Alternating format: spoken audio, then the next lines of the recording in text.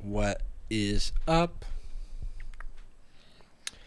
Greetings, Internet.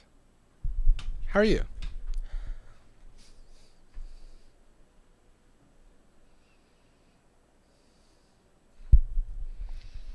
What's up?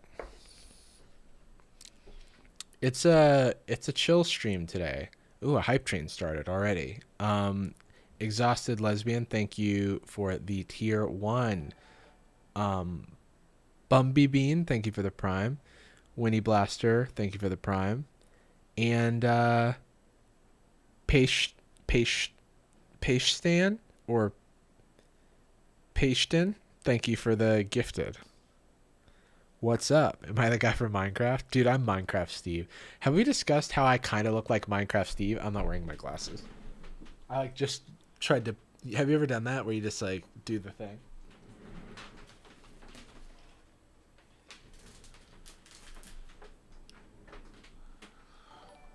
Ugh.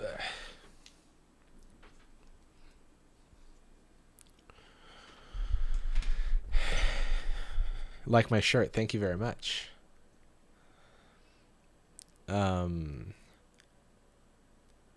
I do look like Minecraft Steve. Yeah. Just, I need to clean up my desktop, or else I would... Oh, wait. There's a button I can press that, makes everything go away, but I'll do it manually. Let me just close everything except for my, dashboard. How's everybody doing today? I need to... I'm trying to do this new casual stream thing where I don't, stress myself out about stream because, nothing matters and we're all going to die. So, this is my attempt at a chill stream.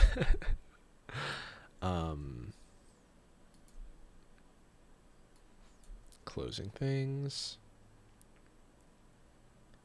Am I okay? Yeah, I'm great. I just don't want to put too much pressure on myself for the stream.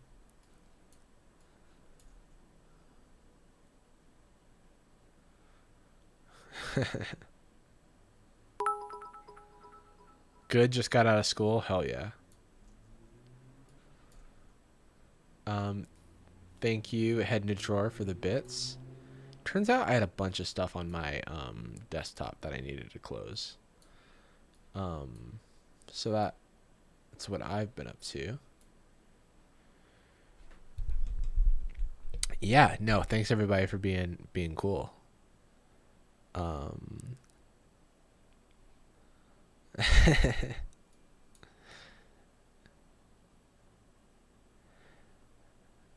Yeah, sorry. Sometimes when I get whenever I get overwhelmed, I like to remind myself that we're on a tiny floating rock in space, just to it comforts me to feel insignificant in the world and that my problems are not actually huge. Do I like Thundercat? I've liked what I've heard. I don't regularly listen to Thundercat. Maybe I should. I should do Moment of Truth. We actually watched every available episode of Moment of Truth back in the day, back during the Batty SMP days when I was streaming more. But I don't mean to say that in a bad way, by the way, the whole floating in space. It's more just like whenever my problems are feeling like it's like overwhelming, it helps de-stress me, but that's not to say that like nothing means anything, because I actually do think there's meaning in everything. Or I think that there's like personal meaning in everything. Uh, and everything is great. Everything is awesome. Jules, thank you for the prime. Um, Okay, so this is all because I wanted to share my screen, which I hope worked. Oh, I'm still on Zoom. I was in a Zoom call before this. I need to close Zoom. Um, cool. And then, uh, Minecraft Steve. I'm dumb, but what happened to Magic Jarvis? I mean, I just changed the name because Magic Jarvis is like my old internet handle, and not really, people don't really know me as Magic Jarvis. Okay, so like we're just like looking at Minecraft Steve here, and I kind of feel like I kind of see the resemblance, you know? That's all I'm trying to say here. That's all I'm trying to say.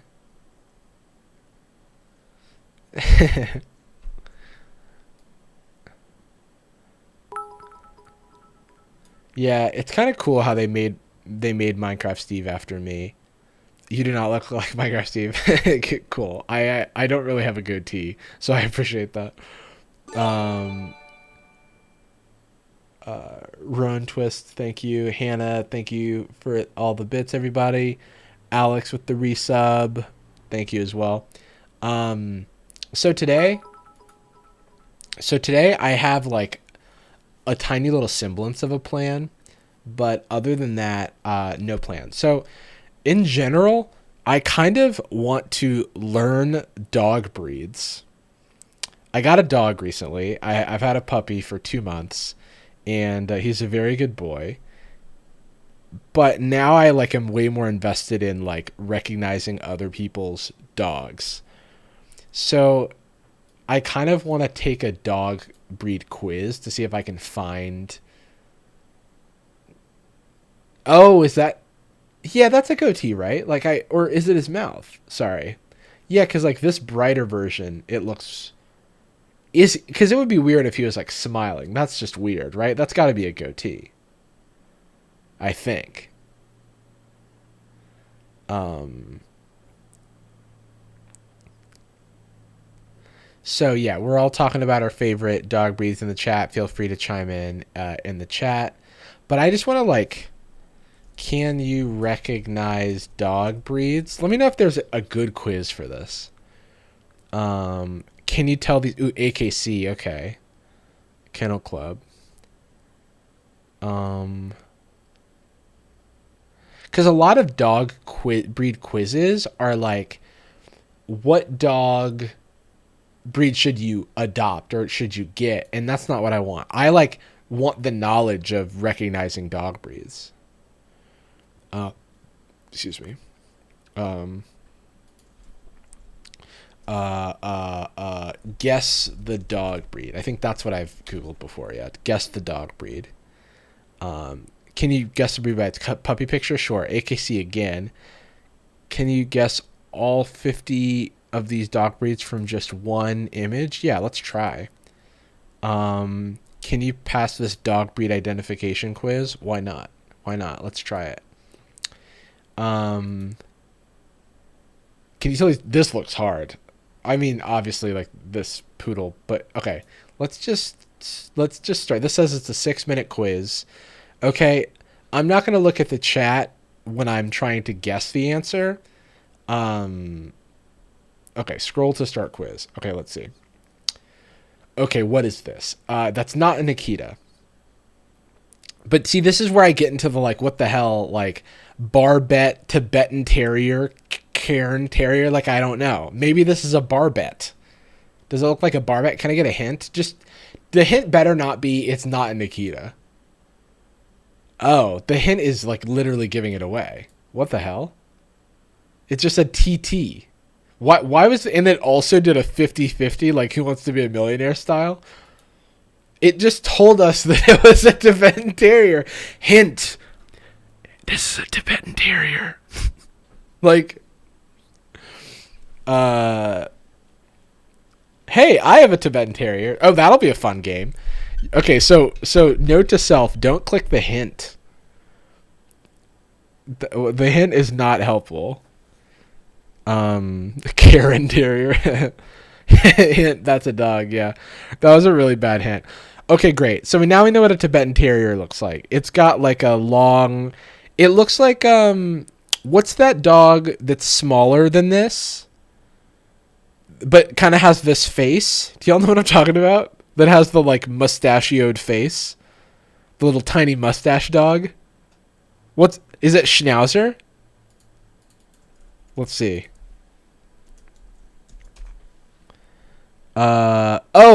Schnauzer is kind of what I was thinking of when I said that, and it's not the right answer of what looks like this but smaller, but let's clock Schnauzer. Okay, cool. Schnauzer, and then let's look at a Shih Tzu. Somebody said Shih Tzu. Oh, maybe it was Shih Tzu. Maybe it does look like a big Shih Tzu. Sha Tao? Why are there so many dogs? What the heck? Okay. That doesn't look like it's a dog. Okay, cool. Great. Okay, let's move on. So we now know this is a Tibetan Terrier. Scroll to the next question. Ooh. So it kind of looks like a Shih Tzu, might I say. Just a little bit of a dog expert opinion. But it's not one. Okay, no one tell me. I'm not looking at chat right now. Not an Icelandic sheepdog, certainly not. I don't know what a Maltese is, but I've heard that breed before, so maybe. Harrier. This dog could be Harrier. English Toy Spaniel. I feel like that's like a trick. That's like what they want me to pick, because it's a little small toy dog. I'm gonna go Maltese. Let's go! I kind of don't love stuff that is so specific about dog breed. Like, I understand that, like, dog breeds do come with certain traits sometimes, but to be like, this dog breed loves being pat and also loves treats.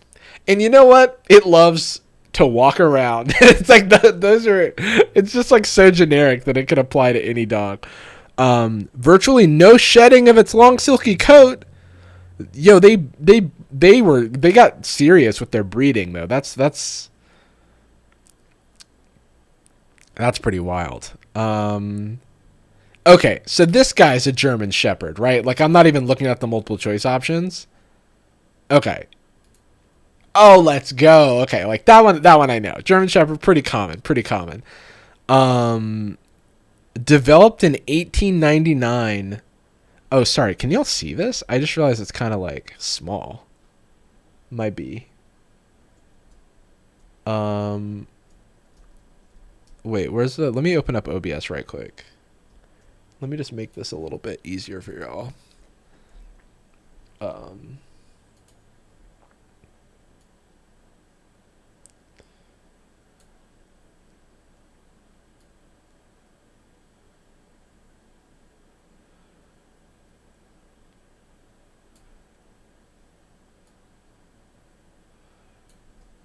right.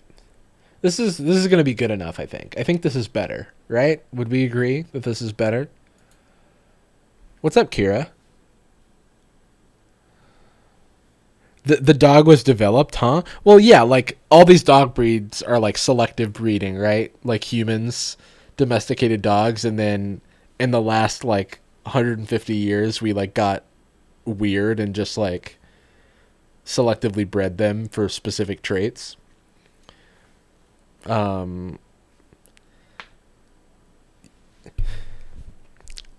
Which is kind of weird, to be honest, but it's been done. It's already happened, and I am a beneficiary of it because I do like that my dog looks cute and is domesticated. Can I turn the gain down? It's peaking when I laugh. Okay, is it peaking though? Let's look at my levels.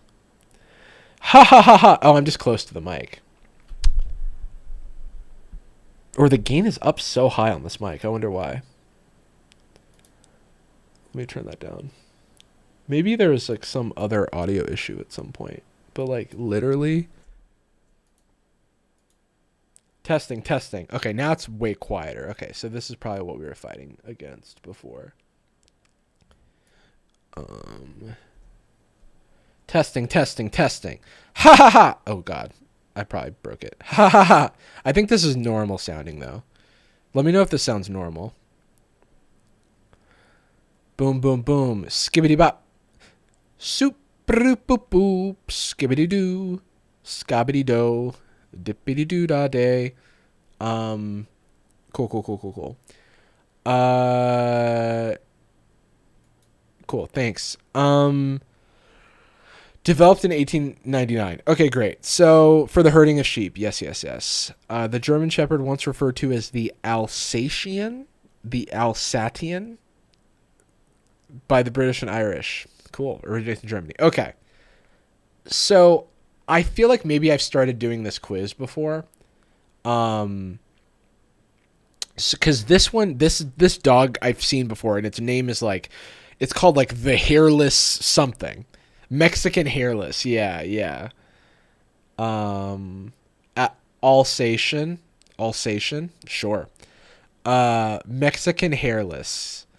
Giant schnauzer. So we know what a schnauzer is, and it's certainly not a schnauzer. It's not a beagle. I know what a beagle looks like. I don't know what a Dutch shepherd is. Is that the target dog? That's a good question. I don't think so. No, the target dog has hair, right? Mexican hairless. It's like a Sphinx, but for dogs.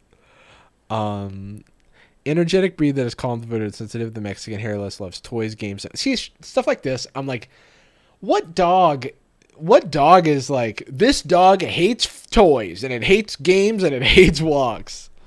Like, the first sentence is always like, this dog is a very good boy.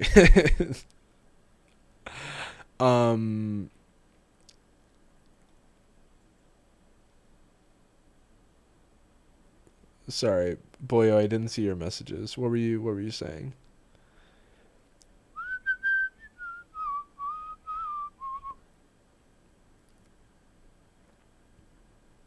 I I didn't see any stuff that's annoying, so you're probably fine. Yeah, wait. An energetic breed that is calm. Okay. But like, explain that. Explain that contradiction, right? How are you a calm and energetic breed? Yeah, we're looking at dog dating profiles right now. Which dog breed is this? So this is a golden retriever. Yeah, this is like the famous dog breed. Yeah, it is a long neck. Can we just have a round of applause for this dog's neck? God, it's so long. I'm just like I'm just looking at where the collar sits on its neck and then how much more neck there is. Like there's just so much additional neck. Okay, so this is a golden retriever. But I do not know what these other dogs are. That's the thing. Okay, so these are huskies.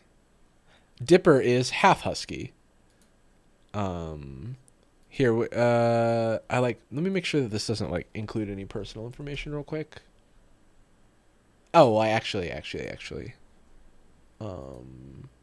could just say Dipper Flowers, yeah. Here's a photo of Dipper. Whoops.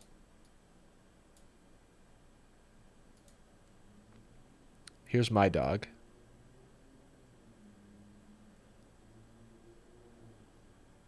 He's asleep right now. He's a very beautiful dog. And he's great. He's just about to turn... Actually, he turns 5 months today. He's officially 5 months old yesterday. Yesterday he turned 5 months old. I mean, his actual birthday is unknown because he was abandoned, but and he's a rescue. But roughly, he was born 5 months ago yesterday. Okay, okay. So, what dog breed is this? I don't know. It's a small black fluffy dog. That's that's what I'm working with. It's not an Akita. I don't know what a pulley is. I don't know what a pincher is, though that I've heard that before. I don't know what an Affenpinscher is. It sounds German. And then we have identified like what a Maltese is. So it would be between pulley and Affenpinscher. And I just don't know. So I'm just going to guess Affenpinscher. This small breed grows 9-11 inches, has a wiry coat, grows to about medium length. Various colors. Wait. Various color. Why does it keep scrolling? Stop doing that. I want to read, okay? Let me read, website. The breed comes in various colors, namely black, tan, gray, silver, red. Curious and playful dog that does not back down from a confrontation. Yeah, what's the deal with that? Like, whenever we go to the dog park, the small dogs, like today, it was like a oh wait, we know that it was a schnauzer. There was like a tiny little schnauzer that was just barking Dipper's ear off, and it was just like following Dipper around and just like arr, arr, arr, arr, arr. And it was like, dude, do you think you own the dog park? Like I get if you're anxious, but he is following Dipper around, and I'm just like, dude, like leave us alone. We're trying to leave you alone. And it was just like, rah, rah, rah. And then Dipper's always just kind of like, okay, small dog, like you're fine. Like he's generally pretty chill about it, but I was like, whoa, dude, this dog needs to calm it. I just realized I haven't eaten lunch. I'll be right back. Yeah, I'll be right back.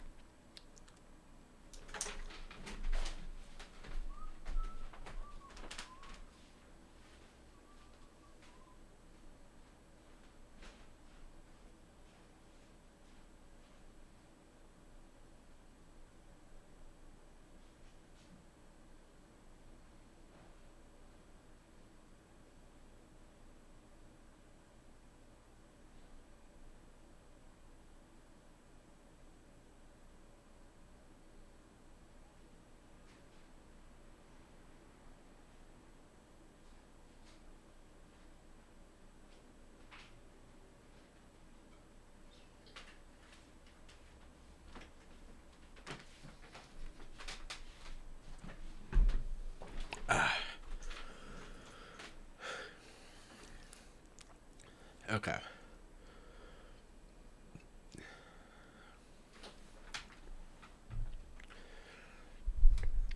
So, Affenpinscher. What is a pinscher? Like, what does Affen mean? Like, it seems, because isn't pinscher a type of dog? Oh, this doesn't seem related at all. So, Affenpinscher must really be, what does pinscher mean in German? I'm assuming it's German. Etymology. French? Affen's got to mean something, though. There's a German pinscher. What does Affen mean?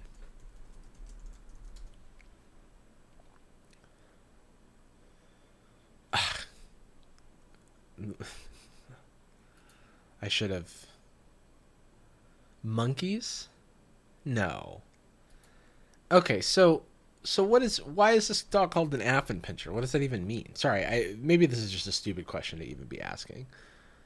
The Affenpinscher does kind of look like a terrier, but the thing about terriers is, I feel like they range like because oftentimes like is a sorry I'm going off. This is ADHD mode. Schnauzer is a Schnauzer count as a terrier? No, right?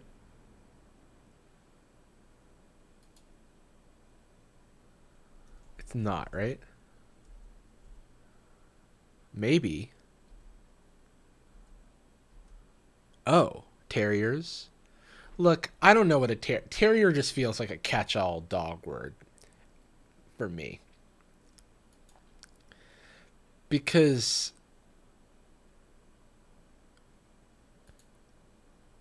Terriers have thumbs. Terrier's just a job description.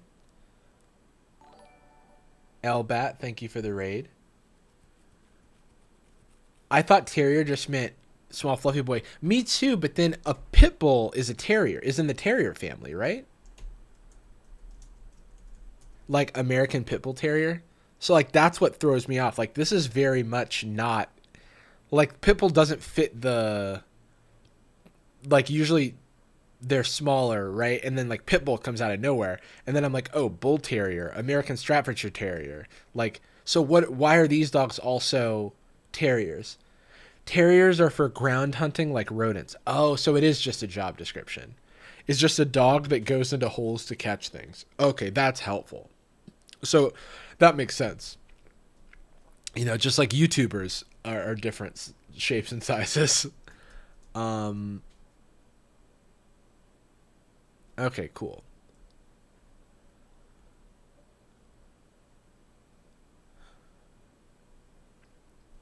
Cool. Is that the target dog? What type of dog is target dog? English Bull Terrier. Ah, yes. There we go. Bull Terrier. This is so educational. Yeah, like honestly, I was doing this in my free time, so I was like, we'll do some other stuff later, but this is where my head's at.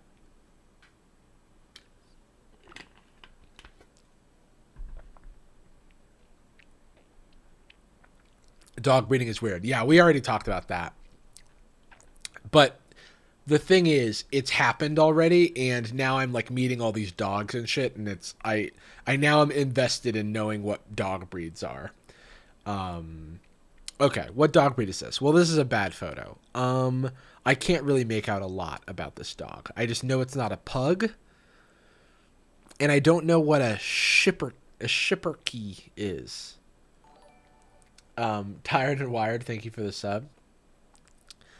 Yeah, bull terriers. Honestly, look, I'm not gonna. Well, I was gonna say I'm not gonna pull any punches. I'm gonna call out when a dog looks weird. That's what I was going to say, and then I feel bad because I don't want to make fun of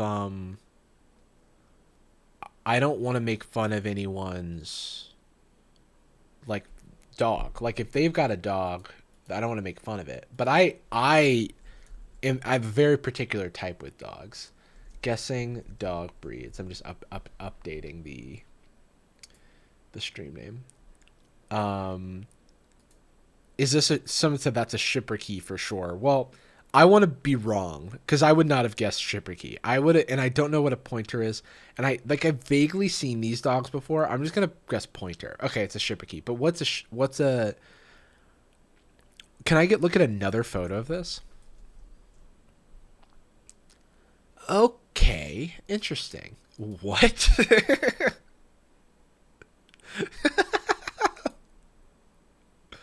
Why does this dog look like it why does this dog look like it's puffing itself up to like look more to look more menacing?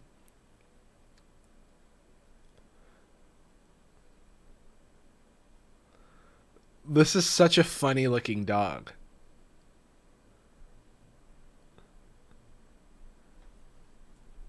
Um okay, that's a ship how do you pronounce shipper key? I'm pronouncing it wrong, of course. Shipper key pronunciation. Where do I It didn't play it though. I didn't make the sound for me. Let me open this in Safari because sometimes YouTube or excuse me, Chrome has had weird audio issues for me lately. Skipper key. Okay. Skipper key. Hard skip. You know what's funny is can somebody like I can't think of many times where like SCH has the hard k sound. Does anybody know any other school? There we go. School. Let's go. All right. Yes, school. Schedule. Yes, that's what I like to see. Yes. I mean, obviously I can identify these. I just couldn't like think off the top of my head. Maybe just because, yeah. Anyway, I'm not gonna schooner. Is that, I don't know what that means. Um, how do y'all think so fast? Uh,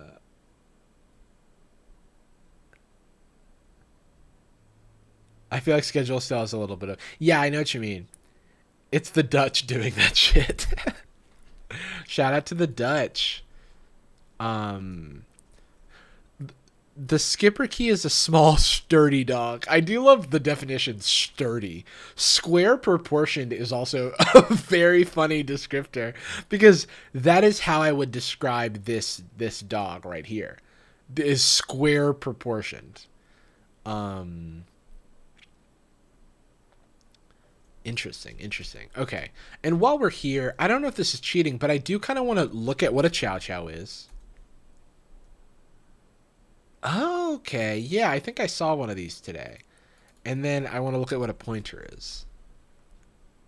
This is not gonna. Okay, cool. Oh, okay, pointer. I was gonna say a pointer looks kind of like a normal dog. This is like a normal dog to me.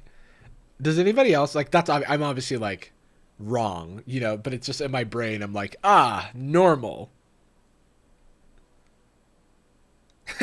This looks normal.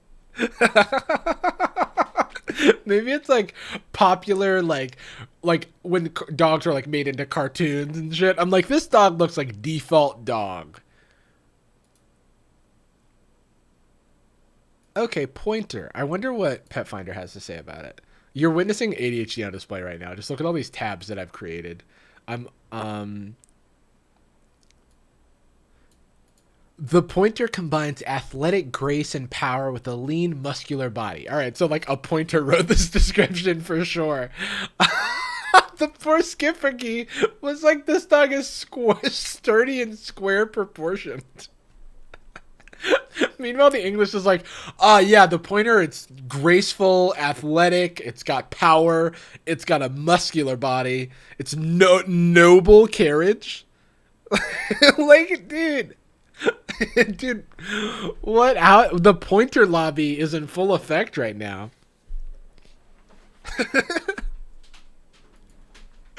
Dude, hell no. I do love this. Like, are they named after the fact that they like do this? Um, like, is this like pointing behavior? I probably feel like the thing about default dog is I don't know that I could tell a pointer apart from another dog that looks like default dog. You know what I mean? That's kind of my concern. That's my issue. But we'll come back to this, I'm sure. And just, again, pour one out for the skipper. If you have a skipper key in the chat, shout out to your sturdy, square proportioned boy or girl. Okay, and then we know what a chow chow looks like now. And a pug. I know what a pug is, but I will be honest and say that, like, in my head, pugs and bulldogs kind of like occupy the same space. Is that fair? Like, I understand that that's wrong, but again, that's kind of like that's kind of like what happens in my brain. So just real quick, let me just. Okay, yeah, that's a pug. But then like a bulldog's bigger, right?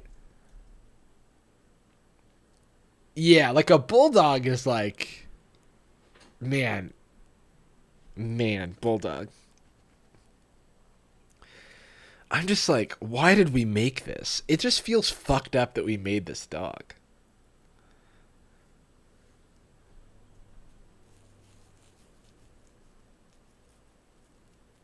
Like, I say that not because I don't like the way the dog looks. It's just that like this dog is the one with all the health problems, right? Because it's like hard. It's like has a hard time breathing and stuff.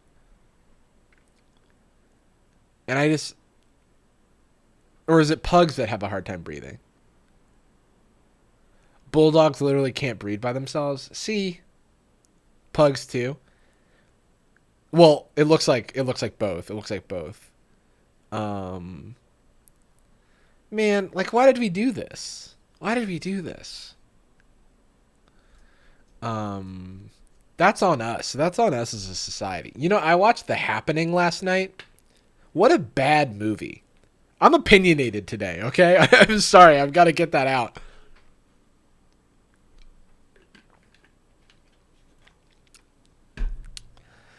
Um, nuclear take. I was just like, really, M. Night Shyamalan? Honestly, like, I think nature is trying to tell us something. That's why the wind has created the fucking suicide disease. Like, this is such a what a bad movie. What a stupid concept. Man. I also watch old. I've been on a real M. Night Shyamalan kick. And, like, come on. How is the dialogue in his movies that way? Why, like, do you know what I mean? Like, the dialogue, like, I was watching The Happening going, I know Mark Wahlberg and Zoe Deschanel are not this bad at acting. Like, but something about the movie is just bad. It's just like, how? And then, like, and I say that to say, I know they're not that bad at acting. And I was like, something's happening. And, uh, Jarvis, don't talk about his movies in such a rude way. I mean, look, I warned that I was being opinionated today, and it's a hot take. No one has ever said a bad thing about M. Night Shyamalan's movies before. He's only made $3 billion in revenue from his films. How dare me criticize him with my hot take? I think he'll be fine. I think he'll be fine.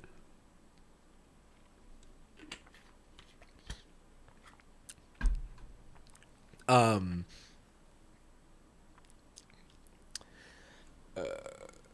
Also, like, he's I feel like M. Night Shyamalan has to be in on the joke. I feel like he's got to be in on it. If you saw old M. Night Shyamalan inserted himself into the movie like it was a freaking, like, self-insert fan fiction. Like, what's that about? Like, it was so weird. He ends up being like a important character in the movie, and you're just like, what is M. Night Shyamalan doing in the movie? Like, have y'all seen Old? Do you know what I'm talking about?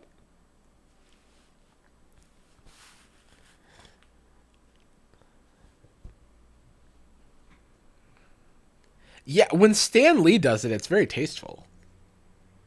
Rest in peace, Stan Lee. Shout out to the legend. Um, Jarvis, you're gonna make me zone out if you talk about movies. I'm sorry. I'm done for the most part. Uh,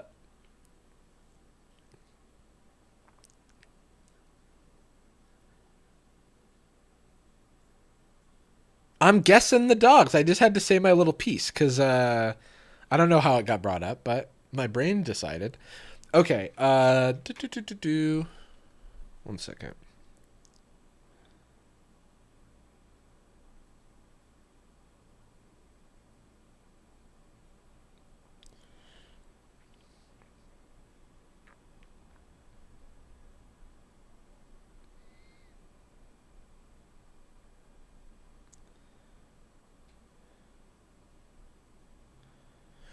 Okay.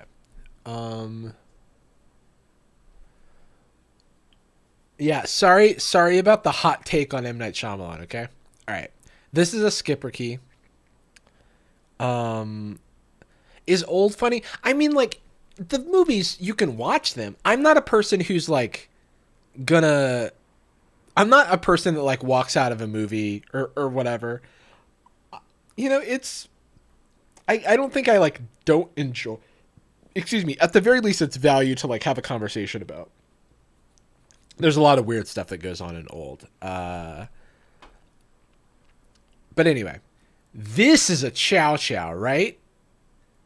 Yo, this also, there's a giant schnauzer? Is that for real? Okay, we gotta look at what a giant schnauzer is. Yo, oh, like a giant schnauzer. This is way, like, why does this look like the time skip, like, old schnauzer? It doesn't look big, it just looks old. Like, they should call this the wise schnauzer. Um, why did it say it can run up to 28 miles per hour? Can we go back to that? Oh yeah, it did say that, didn't it? Speed. I never categorized dogs by speed. That's really, I mean, I'm now curious. This is how I learn things too. This is why no videos get done. Um, okay, great. Yeah, the dog looks like it belonged in 1903. All right, so this is a Chow Chow for sure. And it does look kind of like a lion, and it also looks like its fur is consuming its face. It looks like its eyes are giving, "Please help me. My fur is eating my body and now my face." Um, an ancient dog breed. It's a dog in a fursuit. Yeah, that's really funny. An ancient dog breed, the Chow Chow or Tang Quan, I said that wrong, was originally used as a temple guard in China and later as a general purpose working dog. Okay, maybe we should stop looking them up because I feel like this is a giant schnauzer. Oh, it's not. Okay, I take it back. Okay, but it's got schnauzer face. You know what I mean? It's got schnauzer face, so we know it's not a German Shepherd. I feel like Wire Fox Terrier is what this has to be. Because, like, while this looks poodly ish, it doesn't look Labrador ish. And poodles don't have this type of schnauzer head. So, like, I feel like, and I don't know what, like, a Papillon or a Papillon is. Um, yeah, Papillon is a Pokemon. Papillon, isn't that literally like what? Isn't there a Pokemon Vivillon? That's what I was thinking of. Um, White Fox Terrier. Okay, process of elimination. This breed of dog needs a great deal of exercise. Okay, but there are a lot of dogs. That's not unique about this dog, right? Especially a dog that only becomes 20 pounds. Stop scrolling while I'm highlighting the thing, zoo.com. I'm trying to read. Um, Only occasional brushing is required. Hell yeah. Okay, so this is a point. This is default dog right here. This is default dog. Yes, it is. It's got to be a pointer because pointer's the default dog. Poodles don't have schnauzer head is a real hot take. I'm calling it like it is. And he's pointing. Let's go. Bred for hunting, the English Pointer usually features a short, smooth coat of white with silver, yellow, or orange markings. So does this dog not come in other colors? Is it always with this type of marking? That's cool. Why is peen hanging out? Have you ever seen a dog? I feel like every dog's peen is hanging out. What is it supposed to wear pants? um yeah, do you have it in another colorway? um mm. there is that there's a comic of like how a dog wears pants and it's like a couple of different ways. Let's see. Oh yeah. Oh, well, I didn't mean to do that. But if a dog wore pants would over them like this or like this. Oh yes. Yes. Dude, now I want straight up jeans. I want straight up jeans for my dog. Yeah, do we have custom pointer skins? Can I open up like a loot box to get new skins for my pointer? All right. Okay. So this is a corgi, right?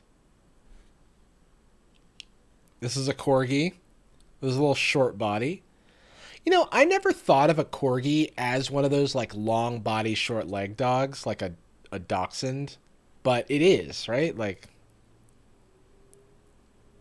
so another question, um, another question is Jarvis dog would wear Tim's. Yeah, can somebody Photoshop Timberlands onto my dog? Um, so Pembroke Welsh Corgi. Are all corgis Welsh? Are all corgis Welsh, or is there another sort of geographic corgi? Yeah, let Jarvis judge of the next AKC show. Yeah, I would be like, yo, this dog has schnauzer face.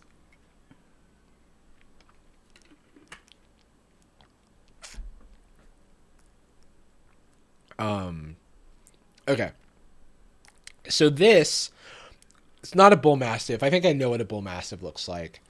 I know what all these dogs look like because I'm learning. Okay, so I'm pretty sure this is an Akita.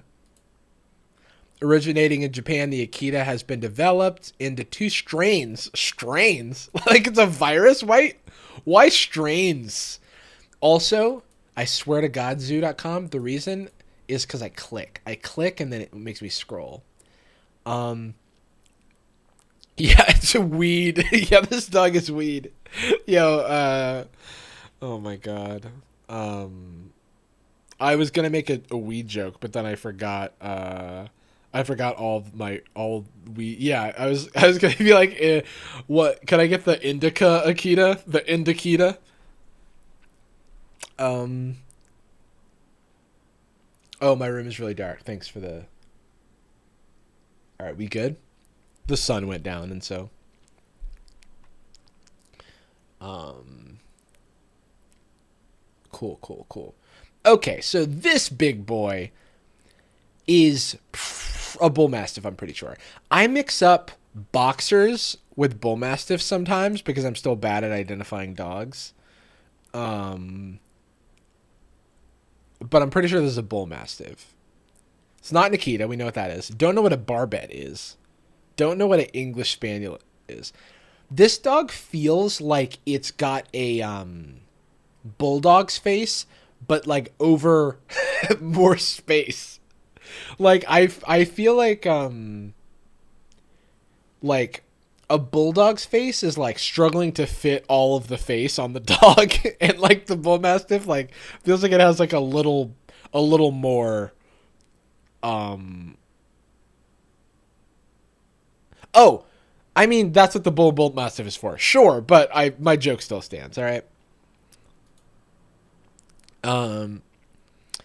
Developed in the 1800s, bull mastiff is a crossbreed of the English mastiff and the old English bulldog. All right.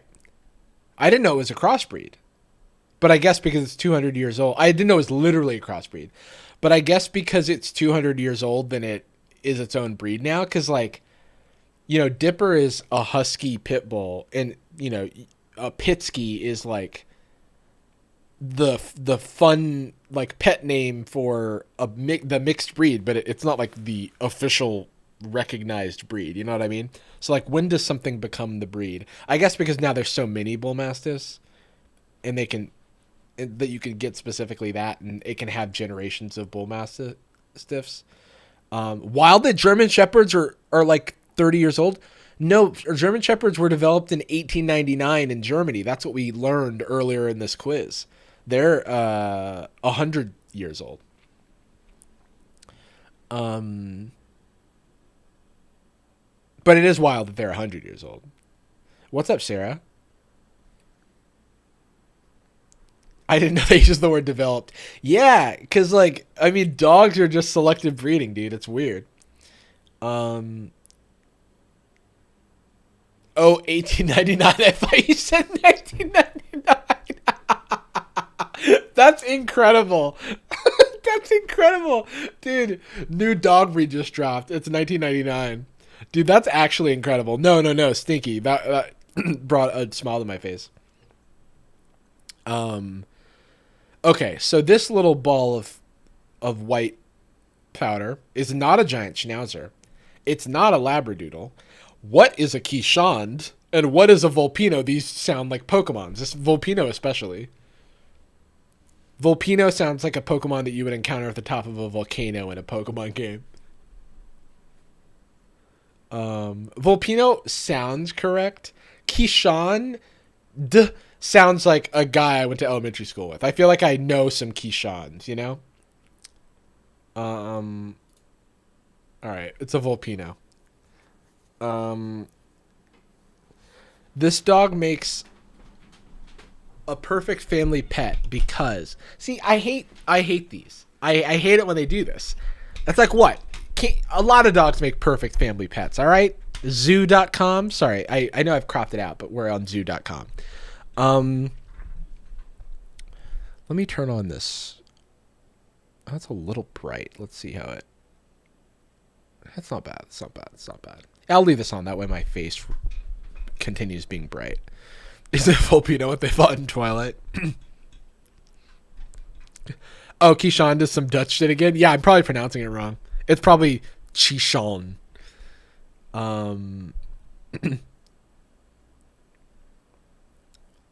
Okay. Sorry, it's a small dog. That's basically what they're saying.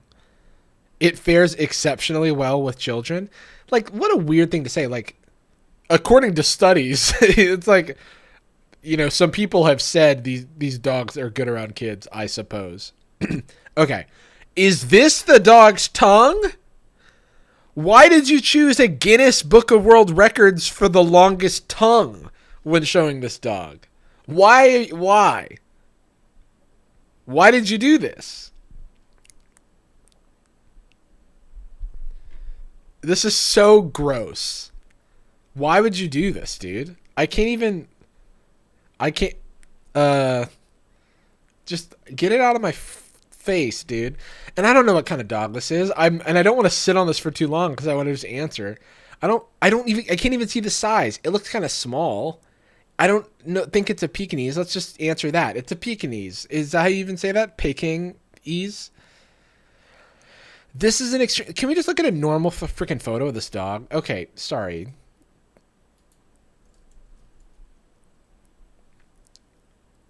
Oh, I didn't... I mean... I wish I had a better photo. You didn't just choose the world's longest tongue dog. Are they literally all hair like this? This one's got such short hair. But these look funny, dude. These look like Furbies. Like, Pekingese is... Wait, I mean, I actually don't... I just thought that I've heard this dog's name said before, but I actually don't. Oh, I gotta do this in Safari again because my shit is fucked. Yeah, okay, I'm saying it wrong. I'm saying it right, sorry. Okay, yeah, I'm saying it wrong. No. Okay, cool. I'm saying it right. So these dogs are just like... Why do these dogs look like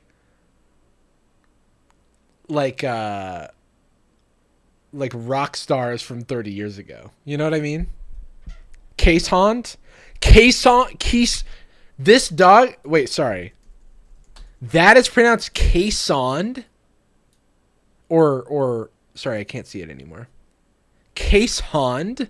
That's wild. Yeah, look. Keeshond. Fuck that.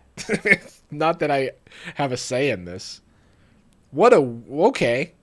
Cool. Keeshond. Okay. So I don't know why I'm saying it like that. Keeshond. I guess let's look at a Keeshond. Okay. That's kind of cool. It's like interesting. It looks kind of like a... It's kind of looks like a giant version of like a small dog. You know what I mean? I guess it is small. Well, no, this one's big. What is it? These are such freaking dog show dogs. You know what I mean? It looks like a Pomeranian wolf.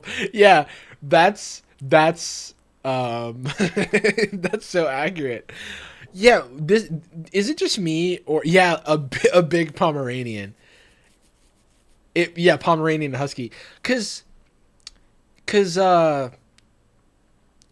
it just me or do these just feel like dog show dogs? Like I've never seen one of these in my life. But it does feel like this would show up like at the kennel club or whatever. Um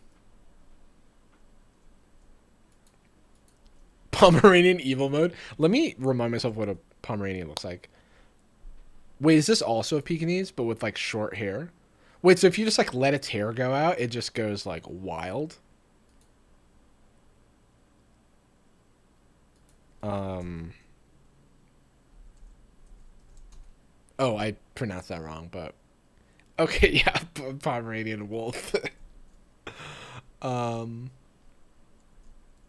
Shout out to the sturdy square dog, the skipper key, and the schnauzer, and then the wiry fox, tall schnauzer dude, wiry fox terrier, or whatever the hell. Okay, what is this dog? This is a Shih Tzu, right? Um,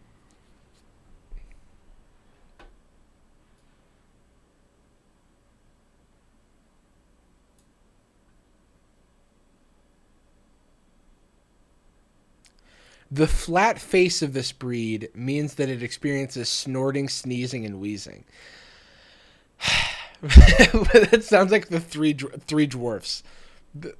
These are snorting, sneezing, and wheezing. But I mean, my dog sneezes. That's not like a unique thing. Like dogs can sneeze.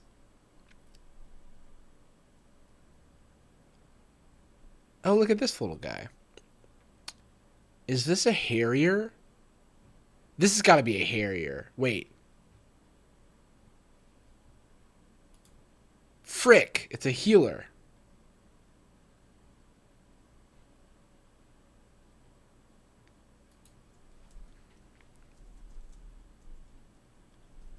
Interesting. Interesting. I forgot there were more types of healers. I'm not familiar with the Lancaster healer.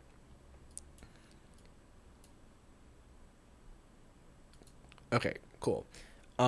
This is a collie.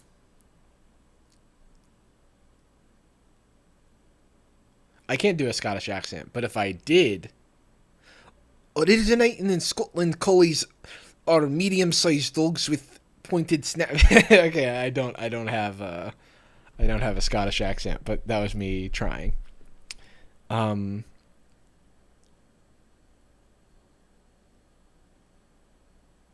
you go Russian so fast. Well, look, man. Someone said no, that was good. I feel like my Russian is like this, where it is my Scottish is like it's got a lot of this. I fucked that up. I fucked that up. I could have done it better. I could have done it better. Um, okay, what is this? Is this a giant schnauzer? It's like they. why is it? Why does it look so academic? This photo. This stream is all over the place and I love it. I mean, we're kind of staying on task. Damn, it's not a giant schnauzer. I couldn't see the. I mean, the scale of the dog is kind of lost in this. Is kind of lost in this photo. Um, so Chesky, I'm guessing that is, and not Sesky, but so now I got another terrier to worry about. It's like that Kanye. It's like that Kanye meme of um, Kanye water bottle tweet. I hate when I'm on a flight and I wake up with Chesky Terrier next to me. Like, wow, great! Now I gotta be responsible for this Chesky Terrier. um, okay, fine, fine. Yeah, there's so many terriers. Silky terrier. If it looks silky, let's go with that. Of course, another fucking terrier.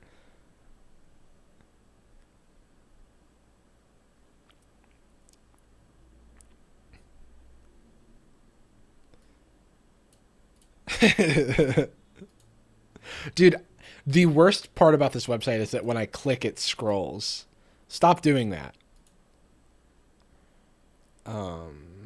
I want to speak to the manager terrier. Yeah, Karen, Karen terrier. Um.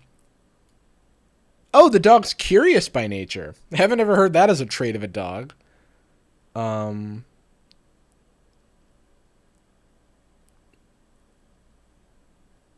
Chesky terrier description said it likes playing outside. Um. Oh, it enjoys playing fetch and running outside. Playing fetch is not a breed trait, I feel. Maybe it is.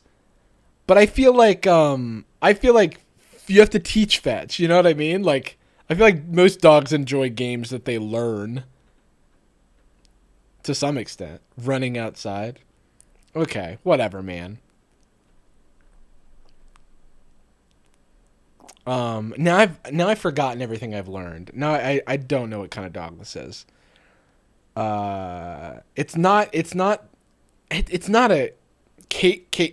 Caissond. It's not a Caissond, is it? Because that's not.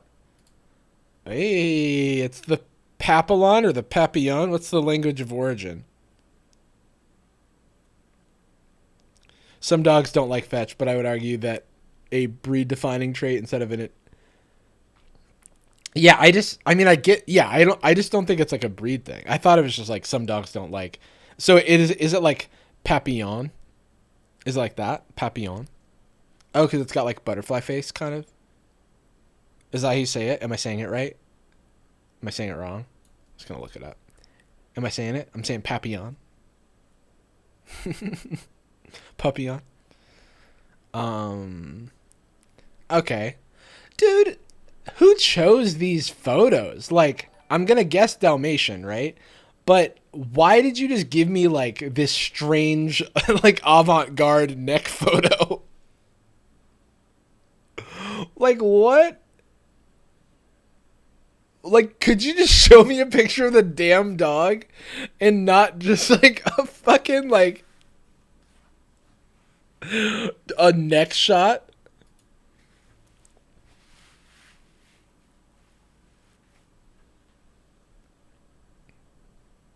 Okay, look at this little guy and his big old ears. You could fly away on those ears, man. So he's not a beagle, and I can't remember if we identified the Cairn Terrier. And of course, there's like terrier doesn't mean anything, man. If we just put the job of every dog behind its name, I feel like that's kind of what terrier is like. Oh yeah, these are husky pullers. I got myself a husky puller. Um, I feel like rat terrier is like a mean name for this dog, but okay. Um, you think it's pro rat? It's not. They want to hunt rats. Oh, okay. So it's like this is the we've bred this dog specifically to fuck rats up. Intensely responsive, curious, and loving is the best way to describe the rat terrier. I feel like a better way would be like we bred this dog to hunt rats. The best way to describe it. Um, this breed loves attention and companionship and is not a dog that does well when kennelled. Is that? I also don't know if that's a like. Are they saying you can't crate train this dog? I don't. Interesting. Only requiring the occasional brushing the coat. See, that's why I always feel like this stuff is written by like dog show people because they're always talking about like the coat care. Um, what a cute little dog. So the thing is, like, I don't think I've seen a Shiba puppy, It looks like a Shiba. It just looks like a Shiba puppy, though. And that's not fair, I feel. Yeah.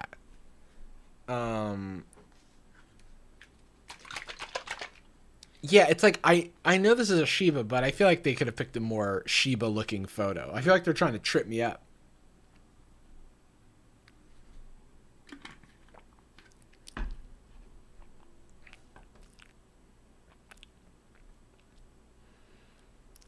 This dog looks like you just like dropped it in the mud and it's like mad at you. It's like coming back to be like upset. Okay. Maltipoo definitely sounds like a Maltese poodle combo, which maybe this is. Definitely not a Dalmatian. I don't know what a Portuguese water dog is, and it's not a. I mean, maybe it's a Maltipoo. Frick! It's a Portuguese water dog. It's next to water. Oh, that was the hint. Is this exhausted lesbian? Is this the name of the Is this? Would you call these porties? I want to see like other photos of this. Water's in the photo. Look, I know. I'm sorry. I'm dumb. Okay, I'm dumb and I can't use context clues. Herd fish. Wow. How does a dog herd fish? Does it do it in the water? Is this Obama's dog? Is Obama's dog a Portuguese water dog? Is Boat? Boat is Portuguese water dog.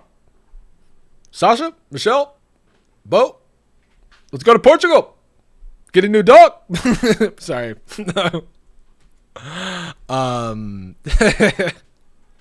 Wait, it just looks like a poodle.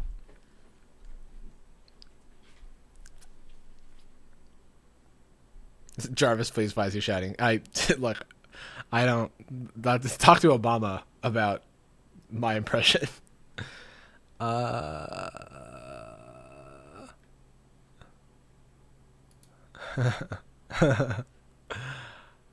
mean, wow, I had no idea that like this dog looks so much more poodle like in these photos than in this photo. Cause its hair kind of looks like I don't even know how to describe it, but it looks different. It looks different. Like this. Now that's a Portuguese water dog. Look at how much fur it has around its legs. Wow. Look at those legs. Aren't standard poodles water retrievers? Is that a thing? Is that true? I don't know. I'm learning about dogs here. I don't know anything. They are. Okay, cool. So are they related then? Like water dogs and poodles?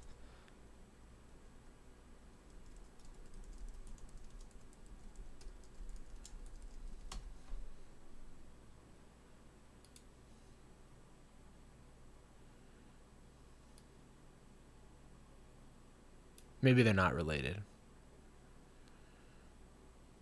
Wait, this says no. Oh, this is just a website called Know Your Doodles. Okay, so I feel like they're trying to trick me, and that's not very nice considering I don't know what these breeds are to begin with. But like, okay, so the dog's wet, so maybe pick a different photo. But it did go in the water, and it's a water dog. So I guess you got to get, used to looking at the dog when it's wet.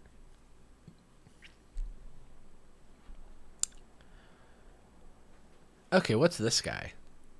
This guy looks like the best word I can use to describe this dog is that he looks like Billy Ray Cyrus. He looks like a rocker. He looks like an old school rocker. He looks melted.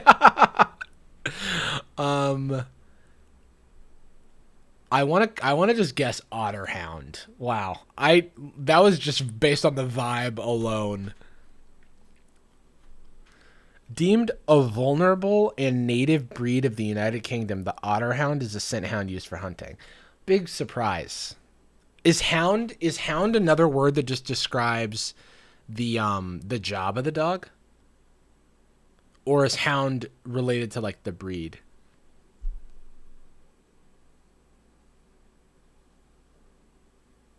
Mm. Okay, cool, cool, cool. Thank you, thank you. How about Spaniel? Does Spaniel just I feel like I'm unlocking something about. Is Spaniel the job? No, I don't. I don't actually know, but I know Spaniel's in a lot of dog names. Oh, that just means Spanish.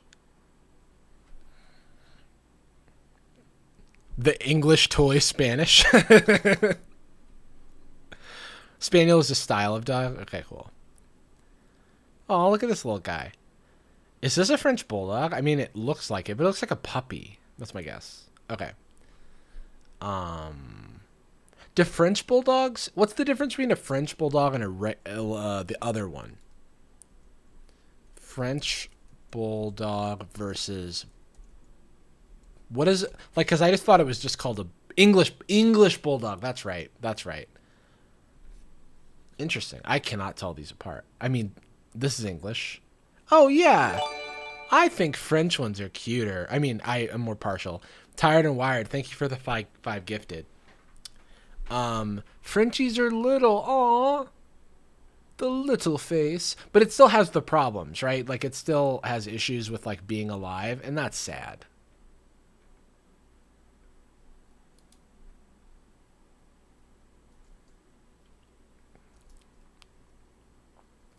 Oh, these pointy ears. This is a very cute photo. Oh, that's the target dog.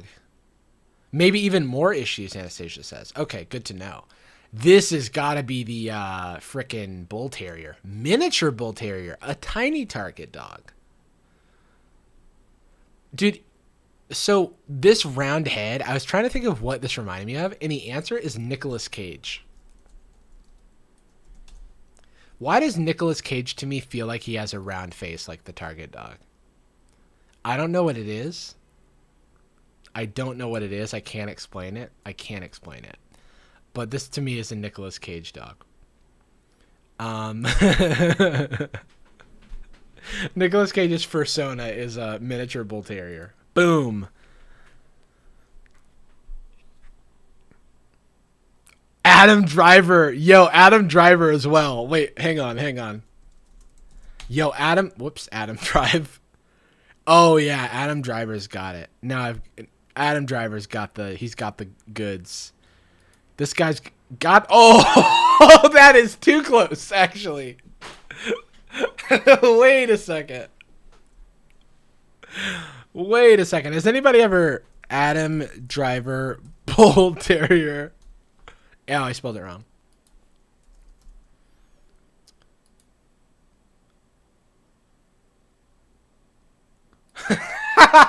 Wait. Adam Driver looks like what happened when James Franco and a Bull Terrier had a baby. Okay, I'm glad someone has at least said this. Okay, cool. Adam Terrier. What breed is this? What breed is this? Maltipoo? I could see Maltipoo. Oh. Maltese and the miniature poodle. Because I was going to say, like, you could breed a Maltese and, like, a normal size poodle, and that would be a much bigger dog.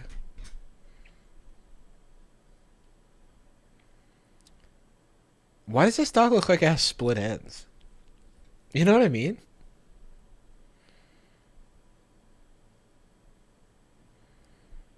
I feel like the easy answer here is Norwich Terrier. Like, I don't know what a Commodore is. That sounds like a video game console. Yeah, sorry I'm roasting these dogs. Look, I would be bullying more dogs if every dog wasn't a terrier. Boom, called it.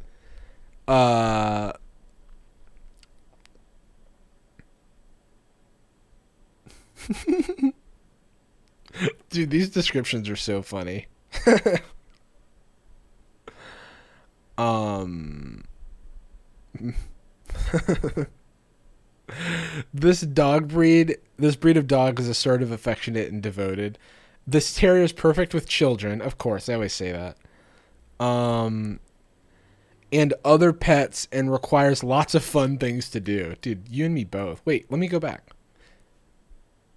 Isn't the type to be left alone for long hours, else it becomes restless, annoyed, and upset. I feel like that's a lot of dogs, though, if you're not properly caring, and exercising them and stuff. Okay. This is a dachshund, right? Maybe? I'm gonna fuck this up. It might be a toy spaniel. Let's go. But the thing is, they really are trying to screw me over here. Because if you showed me this dog from the side, it would be much easier. It would be much easier to tell. Because dachshunds look like default dog from the front. But then when they turn to the side, you see their hilarious proportions. Oh, I spelled it wrong. This is a crime. This is whoever did this they're wrong for this. One of my very close friends loves dachshunds, and I always give dachshunds such a hard time. I'm being called. Hello? Hello? Hi, I'm Lisa calling you from Delaware BPO. How are you doing today? It was like a robot that tried to sound like a person. They were like, "Hello, this is Lisa calling you from Delaware PPO," and I'm like, "There's no reason that anyone from that would be calling me." And then they were like, "How are you doing today?" And we could hear it. Oh yeah, well, how was my impression?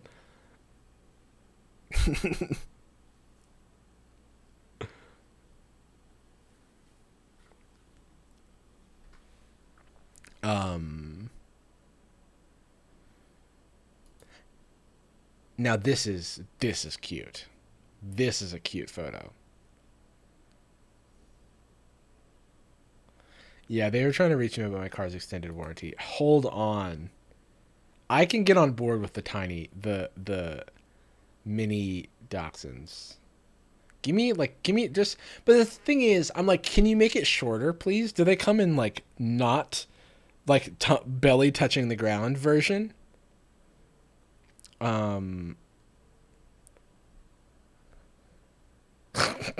That's funny. I like. That's a terrier. I mean, it's some terrier. I feel like every dog's a terrier at some point. Whoa. This dog is literally amongst sheep right now. And he is stone cold. This is like when you're at work and you dragged yourself to work, but you don't want to be there. And you're dead in the eyes. He's like, "Man, they have me herding sheep all the livelong day." Commodore, Azawak, I genuinely don't know. Harrier, all of these options are things that I do not know what the dog looks like. So I'm going to go for the most out there one. And it was the Commodore. Commodore. Commander. Hungarian sheepdog. Well, if you gave us Hungarian sheepdog.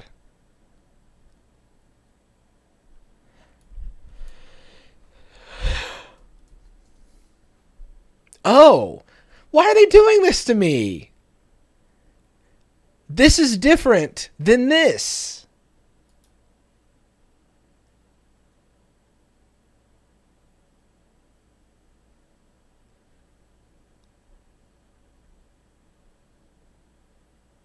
Yeah, this dog it looks like a Tangela. It looks like an actual Pokemon. Actually, it looks like a Tangrowth. That's what this dog looks like.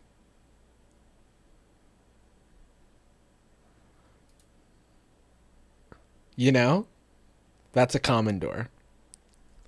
Looking like a mop. Okay.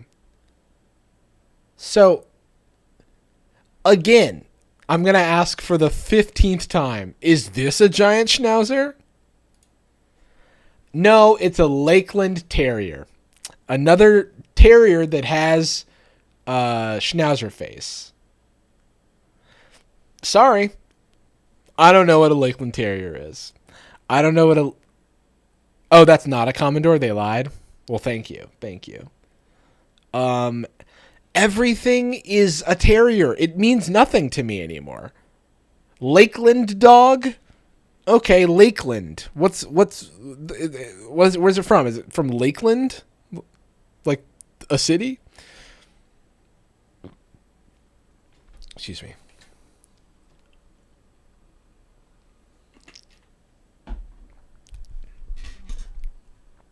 Can you talk in an Australian accent? Maybe. Um, Someone said what terrier means earlier. Is it just they go in holes? Someone said like terrier was just. Come on, Jarvis. There's a lake in the photo. There's not. It's just grass. It's just grass.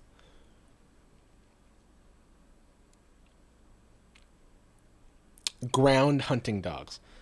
Okay, so is there like so do hounds hunt different stuff than terriers hunt?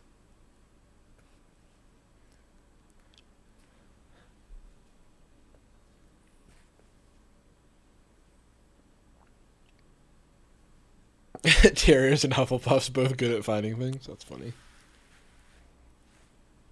Hounds track scents. Oh, terrier means burrow. That's helpful.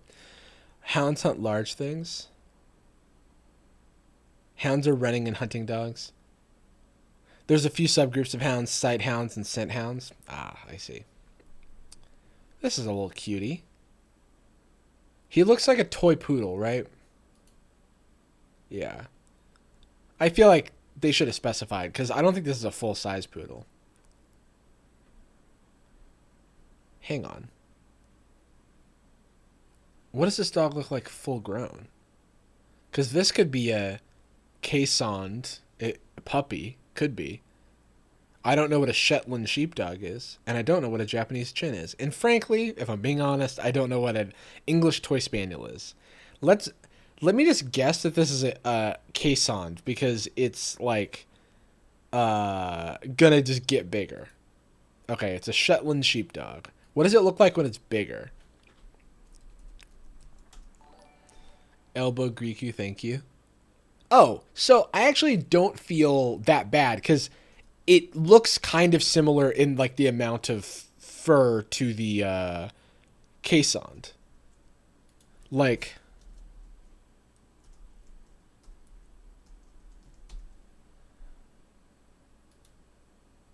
super different. No, I get that they're different dogs, but what I'm saying is this dog had short hair, and I was saying that like I saw a gray caissoned and it has a lot of fur, but obviously this is a puppy.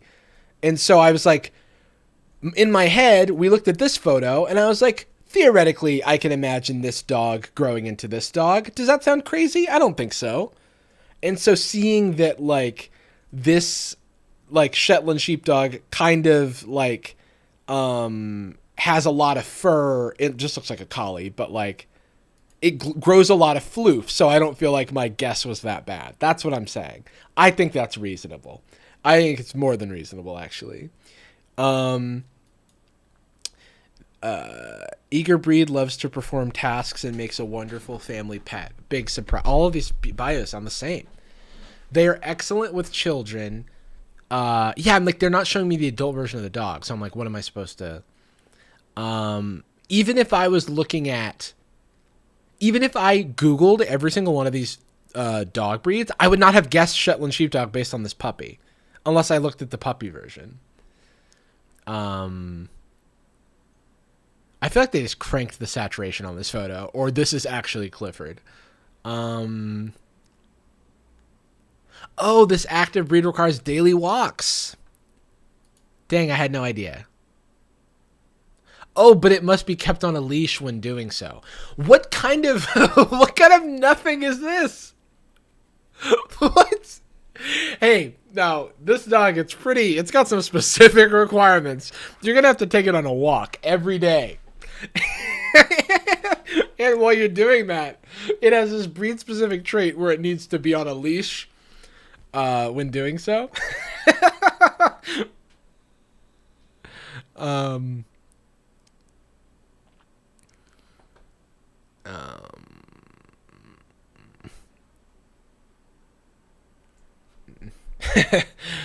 Irish setter. Setter, that's a new one.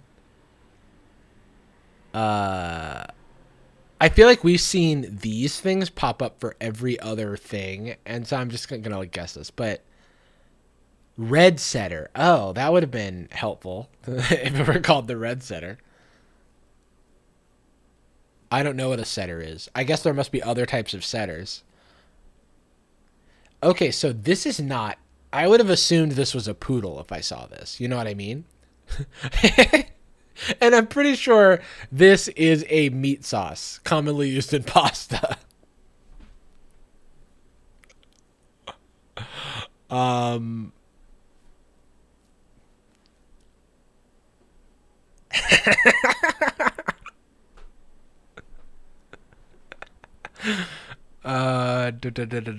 so it's definitely not a giant schnauzer. And I doubt it's an Icelandic sheepdog because it doesn't look like a sheepdog, but it could be. Barbet has been around a bunch, and this is new. So it's a it's a bolognese. Dude, this one had me in the first half. Uh, uh, is it actually? How is it pronounced? Is it pronounced like bolognese or is it? I don't even know. Bolognese. Um. Uh. These dogs do not require much exercise, and I was like, okay, so maybe they're actually gonna, but should be walked every day to keep them happy and active. But do you require a leash though? Um. Ooh, this dog is a whippet. This dog's a whippet for sure. Um, I watched a video about a girl who like has her whippet compete in these like competitions. It's called like the Michael Jordan of dogs or something. And it was great. It was like a little 6-minute video or something. Very athletic dogs. I feel like these dogs are like all muscle. Like when you look at them.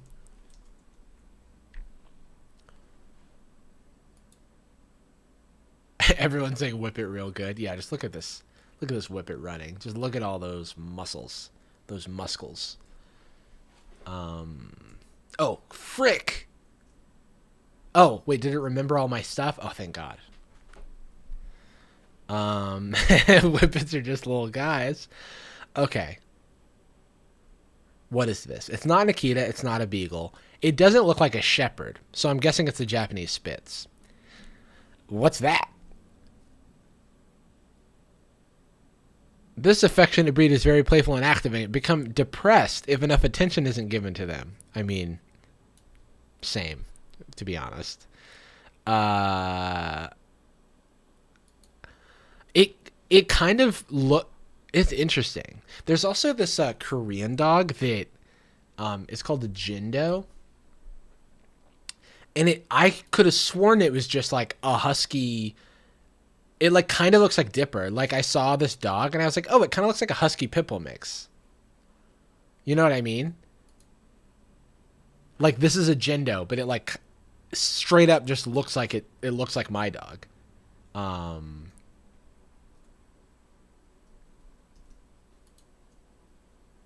so I kind of feel like we kind of get to the same place with dogs sometimes with the with genetics. Like other than the color of this dog, because the one I saw was white, but I would not have guessed. I would not have guessed a Korean breed called a Jindo that I'd never heard of, but they're very cool looking. I want one. Give it to me. Oh, look at that tail.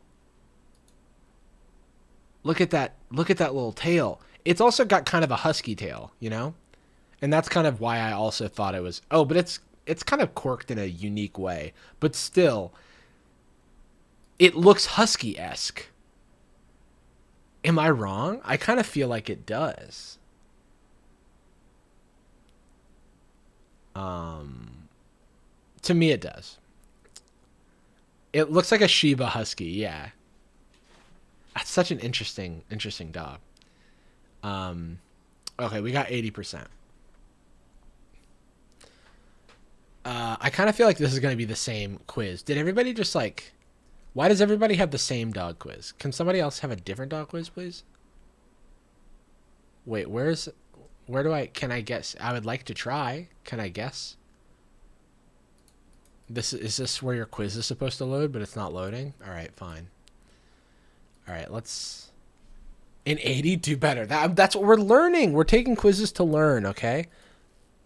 Okay, so we know this one. We know this one. It's a pug. It's a pug. All right, this right here. This right here. I mean, it's a poodle, I thought, but then it's got like freaking Courtney Love hair or something. Okay, that's a husky. Brittany. There's just a dog called Brittany. Oh, this is adorable. Is that just a baby bulldog? They look so cute before they don't.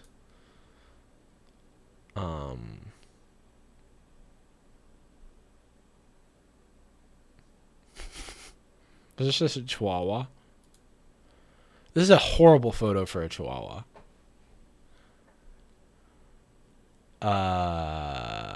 Brittany. Okay, we gotta look at the Brittany dog. It's Brittany, bitch. Yo, it looks like a pointer. Tell me this dog doesn't look like a default dog. Whoa. It's body, though. So, like, this dog in the face looks like default dog, right? But then it's got what's going on here. It's got, like, the crimped tail, and it's got, like, wings coming out of it. This looks like a legendary Pokemon.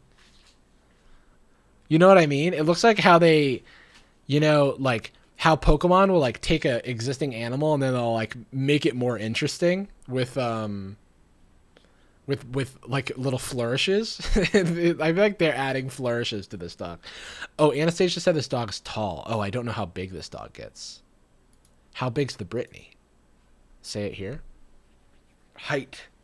Oh God, I actually do not know the. Okay. 20 inches. How tall are huskies? That's my only point of reference. Or German shepherds, I guess. How tall do German shepherds get? Okay, cool. All right, I should know this one.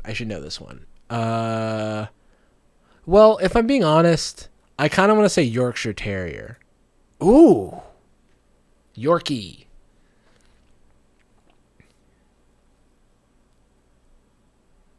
Okay.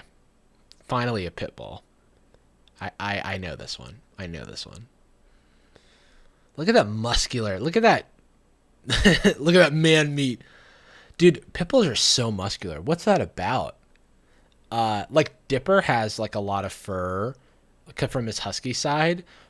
So he's not like short haired like a pit bull, but even still you can see some of his like musculature definition. Okay, so this looks like a Jack Russell Terrier to me. And this is the boxer. Yeah, it's because it's got the short tail. So, question. So, dogs that have tails like this, are they born like this or do people cut the tails? Because I know, like, when I was younger, there was a thing where, like, people would cut the dog tails, and that's so fucked up. They're docked? That means cut, right?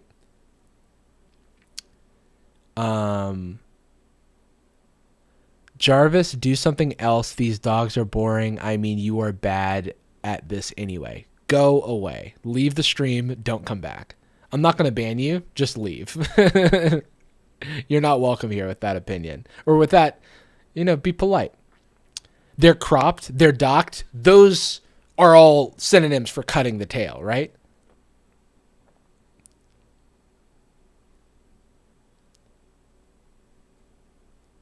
That's fucked up, dude. Also, I'm not doing bad. Fuck off, dude. Go fuck yourself, dude. You're watching me. Remember that.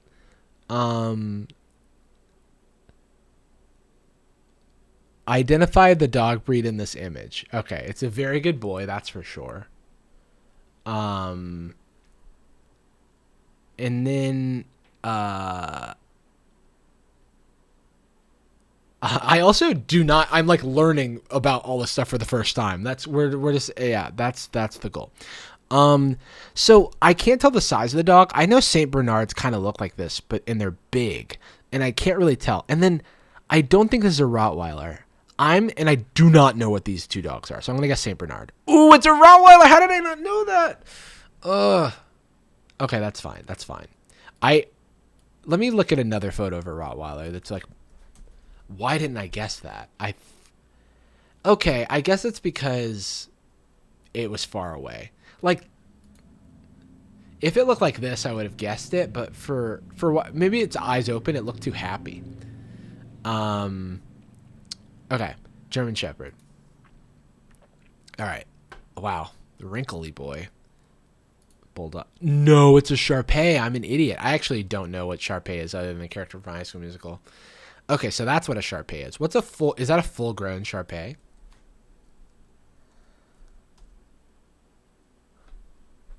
Oh, wow. I actually didn't realize that. I like knew that these wrinkly dogs. Now, oh my god, what the hell? Like literally, this looks like a blanket. Like I can't even see the dog. This is wild, dude. What the heck?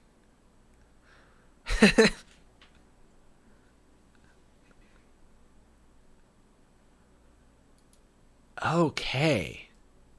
Okay. Cool. That's a French bulldog, yeah.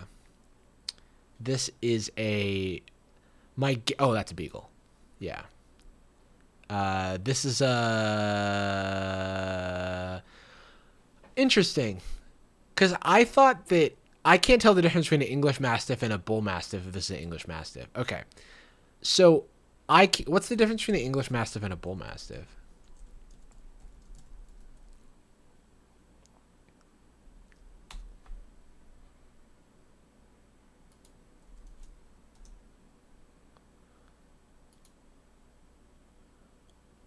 Sorry if this is boring, but it's like the title is literally in the stream. Okay, okay, okay. So they like one of them's just like more interesting. I would have guessed this one is the Bull Mastiff and this one is the English Mastiff. Because this one looks more bulldog-like. So now I'm confused. What? The English Mastiff looks more like a bulldog than the Bull Mastiff? One of them is melting. Bull, less skin flap. Yeah, but how? What is an English Mastiff? It feels like more bulldog than the bull. Wow, fascinating. Okay. Anyway,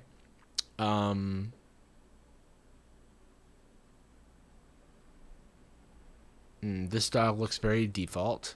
But how big is it? Because this looks like a Great Dane. But then again, we don't have the scale. With knowing the scale of the dog, I feel like it's way easier to identify. But yeah, this is a Great Dane. Because these dogs are so freaking tall. Have you guys seen a Great Dane in real life? Holy crap. They are so big. Yeah, the face does scream Dane. That's a good point. But still, even knowing nothing about dogs, they're so tall. Oh, look at this little guy. I actually am going to guess miniature pinscher. Yeah. The miniature pinscher is compared to a toddler, always busy and into things that can be harmful. What a unique dog trait that only the miniature pinscher has. Oh, this, like, I would say border collie. Okay, well, it's not a skipper key because that's the box dog. It's not a caissoned. I don't really remember what that looks like, but I don't think it looks like this. So this is just a border collie. But like, this is a bad angle for the border collie. I feel like the border collie has like the famous like kind of, you know, like little floofs coming out of its neck and stuff. And you can't really see it from this angle. You can kind of see it, but let me refresh myself on what a caissoned looks like.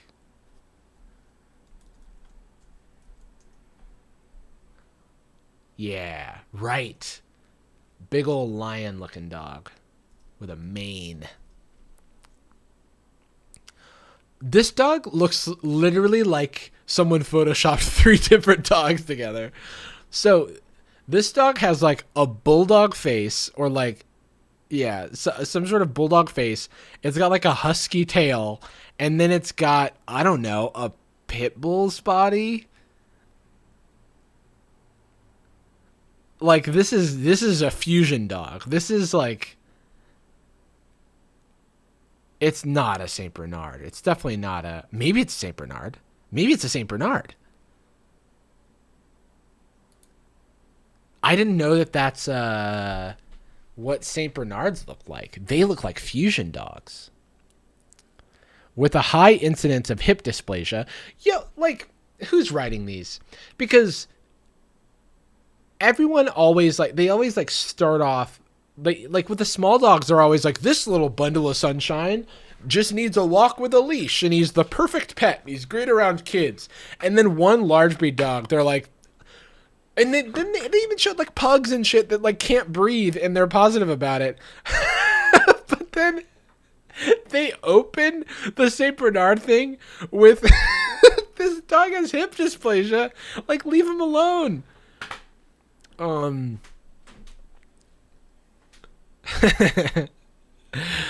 Rhodesian Ridgeback is a dragon species. That is 100% correct, Hannah.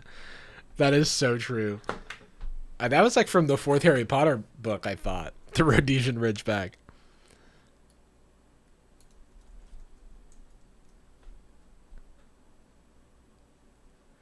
Big dogs don't live as long. Yeah, that's wild. This dog is beautiful. It's very default dog. Is it big? Yeah, it's large. It's large size breed. Oh, okay, cool. Yeah, it can get up to 90 pounds of males. Wow.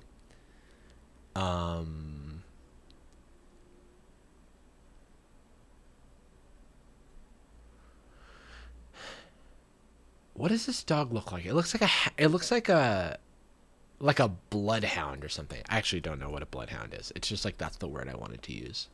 No, it does not look like a bloodhound. What's the other hound? Not blood, but some sort of hound. I'm lying. I'm just a complete liar, and I don't know anything about dogs, and I'm bad at this, and that evil commenter was right. Dude, this bloodhound, holy crap. It looks like someone melted his head and then put his body on like a different dog. Or like, what? But anyway, what dog does the Rhodesian Ridgeback looks like another dog. Like, but I can't tell you which. But do y'all know? Greyhound maybe? But it looks like another dog to me. But wow, these are big.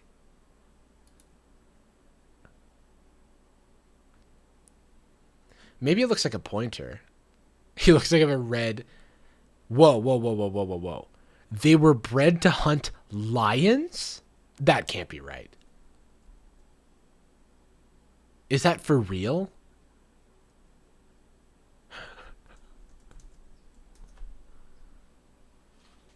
They're from Africa.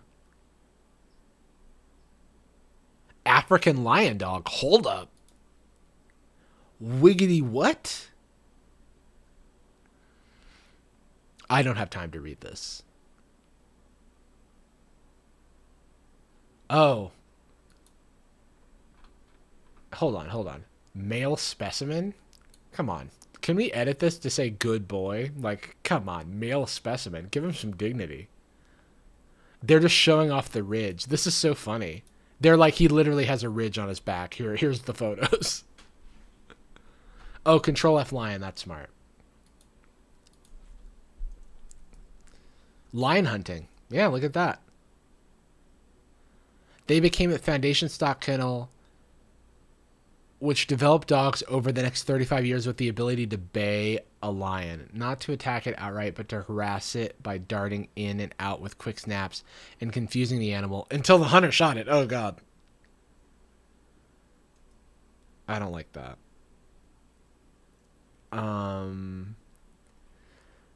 Okay, so this is like a lion bamboozling dog.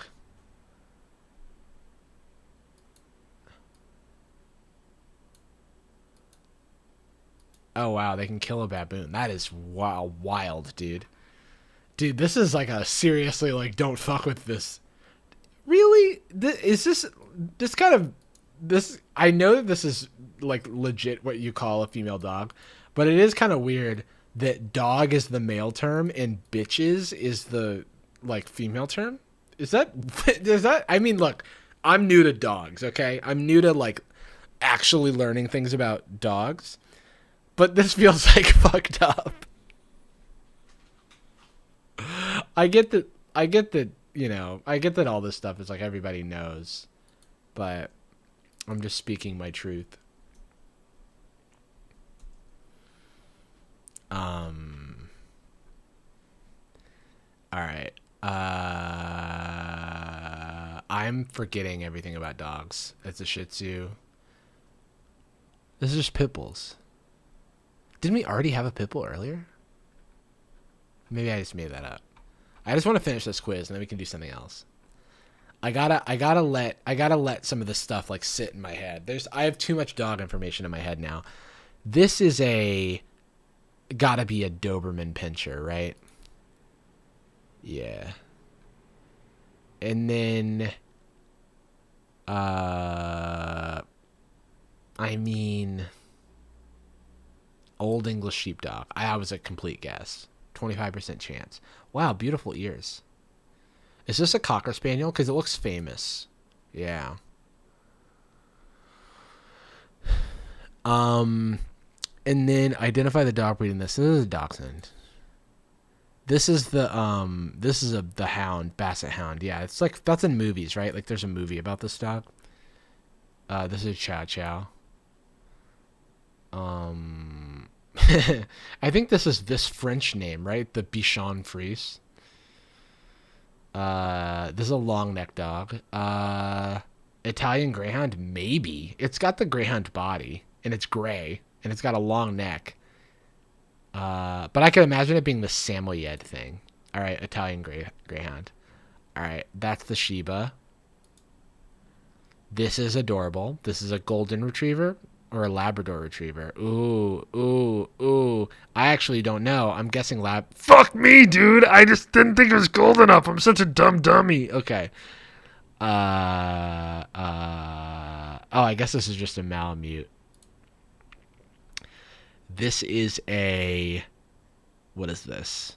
Well, it could be an Akita that's like dark. I don't know. It is an Akita that's dark. Okay, I've never seen an Akita of that color before. Um, what is this? I already forgot.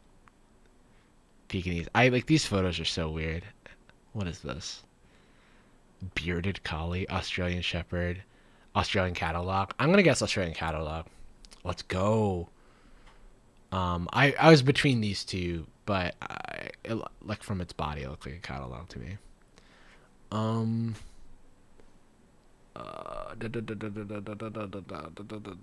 What is this? What is this? Did we ever figure out what a Shetland sheepdog was? But this looks small. Maybe it is a Shetland sheepdog. But I'm gonna guess this one. Oh, it's a Welsh Corgi. Wow, I did not. I could not recognize that from its photo. I'm just a dumb idiot. I can recognize a corgi, but like for whatever reason, this photo just didn't look corgi like to me. Um, this is the target dog, bull terrier. I know it has stubby legs, but like so many dogs do, right? Like, and this is like it's like a puppy, you know? It's like it's hard to tell. This is the I'm gonna guess Irish Wolfhound, just because it has like schnauzer face.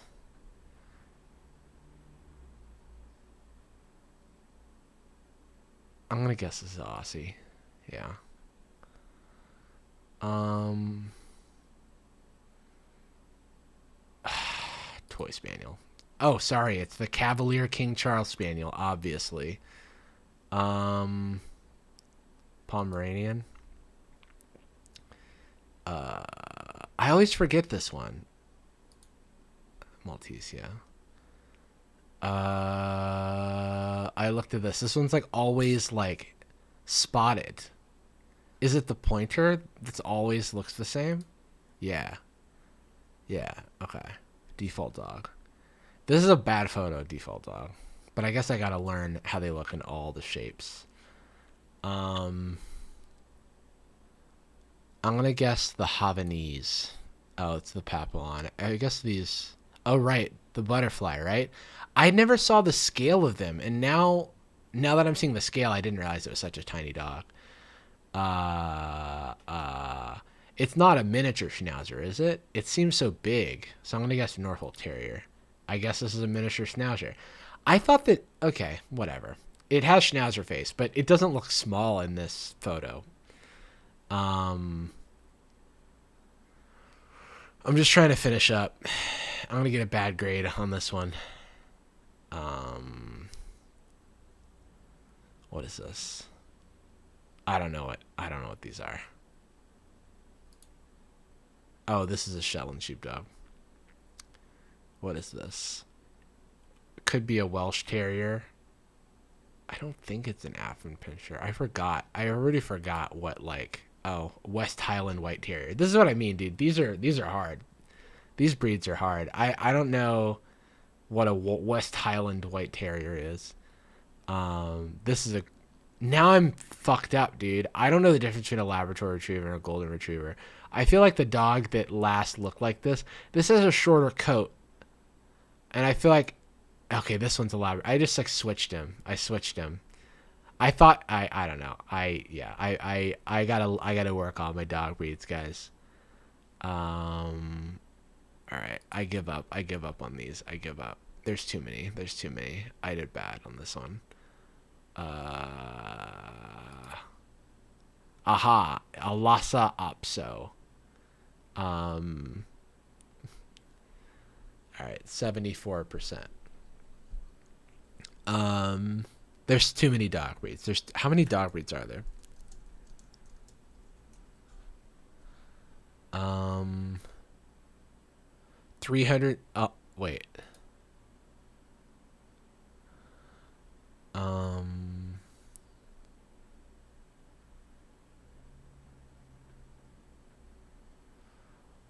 190, 360.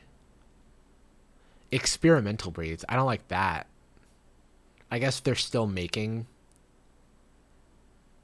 Not even designer crossbreeds.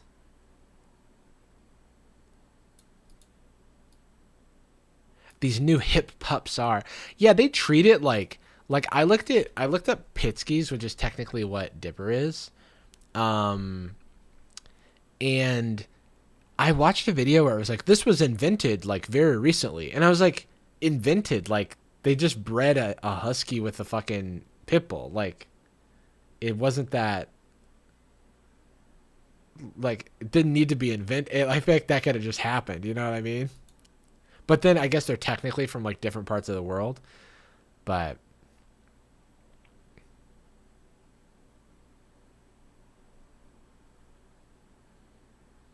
oh, interesting. Weight 40 to 70 pounds. Oh, Dipper's awake. Let me see. Um,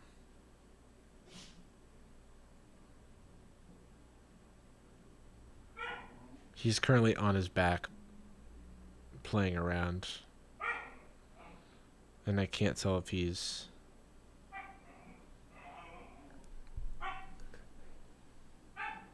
This is him right now.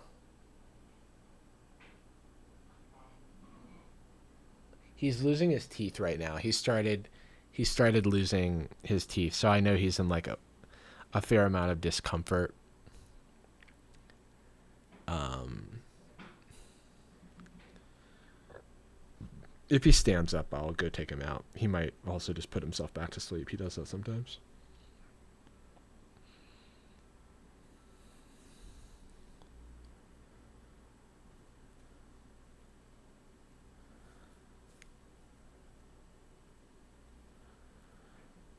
Are you giving him tooth fairy treats? I feel like I'm giving him a lot of treats in general. I don't know if he knows the difference.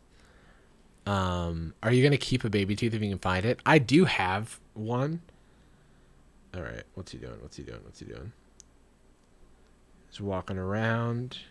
He's walking around. Okay, it looks like he's up, and now he's whining. He probably wants to go out, so I'm gonna take him out. He drank a lot of water at the dog park this morning. Um,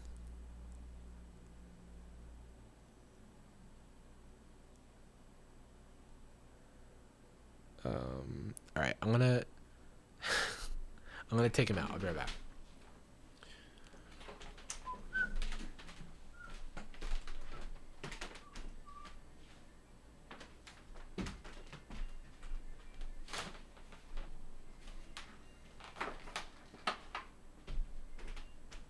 Hello.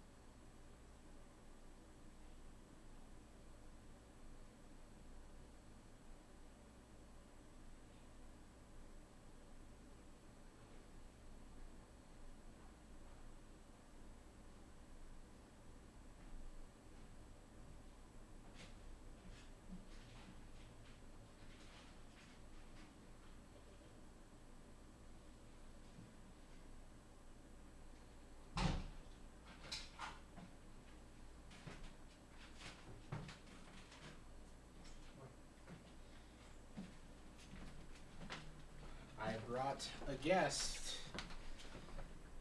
Ugh.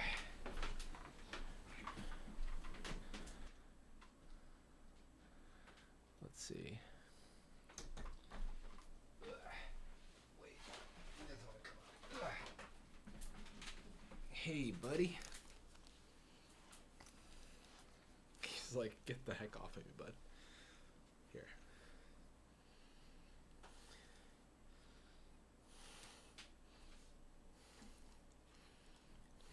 Yeah, he's huge now. He's like 35 pounds, I think. Yes. Oh boy.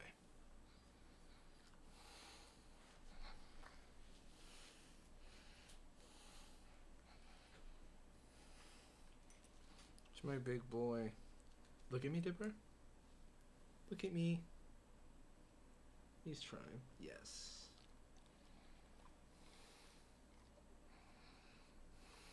Let me get this up for you.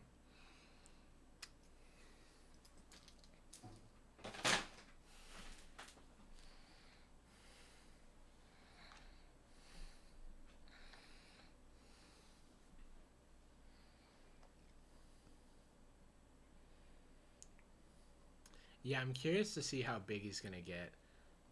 He's 5 months and he's 35 pounds.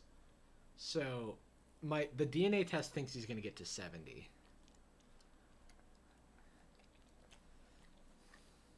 Let me turn up the. Oh wait, sorry, Dip. I'm gonna have to hold you for a second. Turn up the ISO. You know how it is.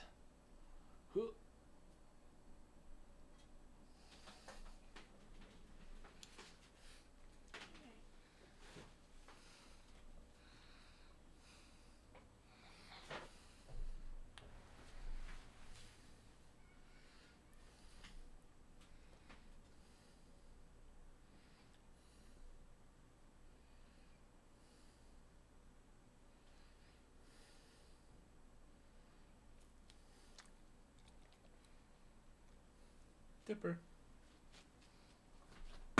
Oh, there goes my phone.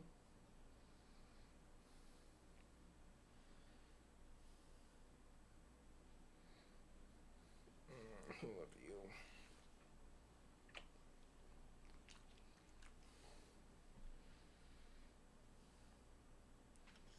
All right, I'm gonna let him go back to napping, which is what he was doing. Okay, buddy, you ready to go back to napping? He's like, get me out of here. I'll give you one last little bite of the chat. He's like lost his way. Let's see. I'll have him. Dimmer. Look at the chat. Alright. Let's go.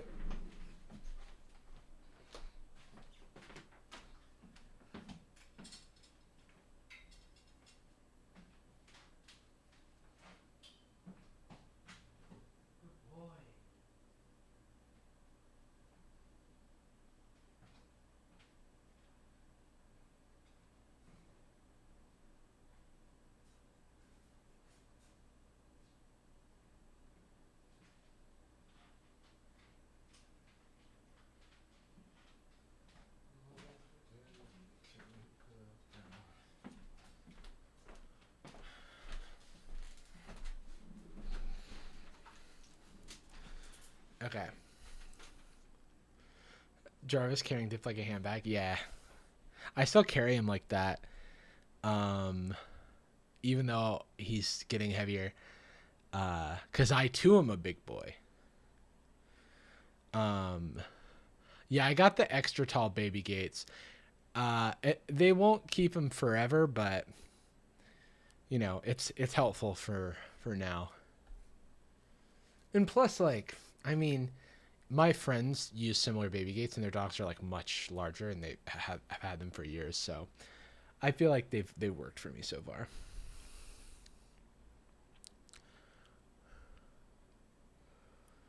Trainability middle, exercise requirements highest, social highest. That's yeah, makes sense. Friendliness, yeah, he's friendly.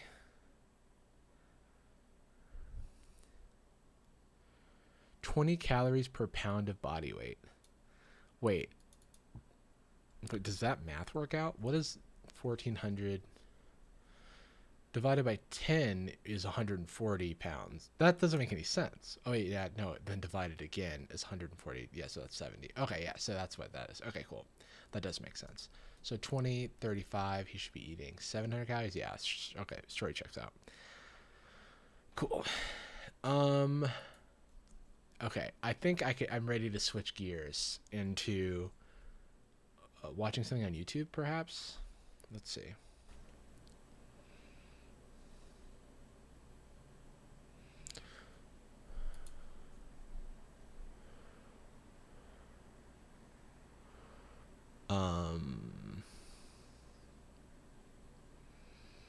Okay, today despite what the very mean person in chat was saying, I did say today was going to be a chill stream. So, I'm going to continue to have it be chill, or else I will end the stream when it becomes not chill.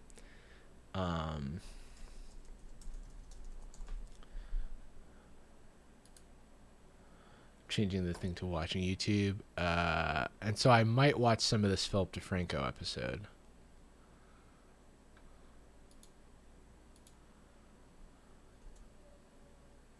Let's see. Let's see. I'm just curious how. Let's see. I'm gonna move my this to here.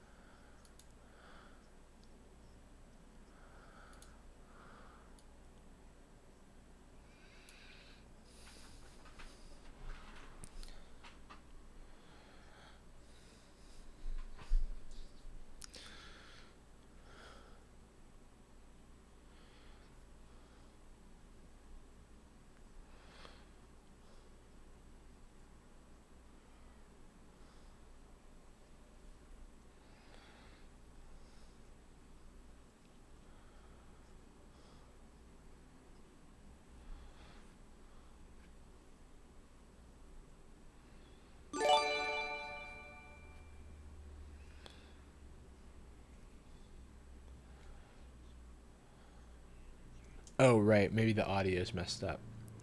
Sorry. Thank you, Princess Fog, for the 5 gifted. Um,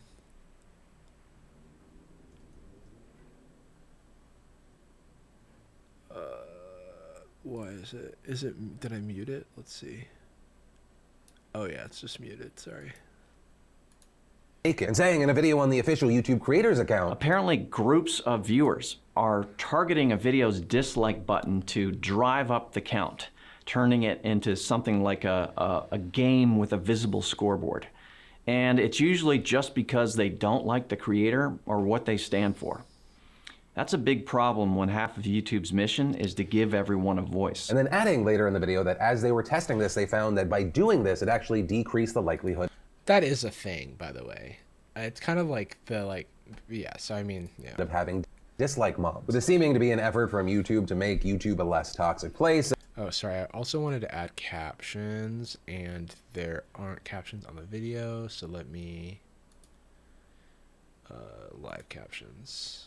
And of course, they also noted that on other platforms, you don't even have a dislike button. Though you do have platforms like Twitter that have been experimenting and testing with a dislike button for responses. Yeah, that is the news that broke today. And I want to pass the question off to you. What are your thoughts here? Do you love it? Do you hate it? Do you just absolutely not care? Why? Why not? I'd love to hear from you in those comments down below. Personally, and I think Sarah Dici also hit on this on Twitter, one of the places that dislikes have been helpful is when I'm like searching how to. Shout out to Sarah Dici, friend of mine, friend of the stream.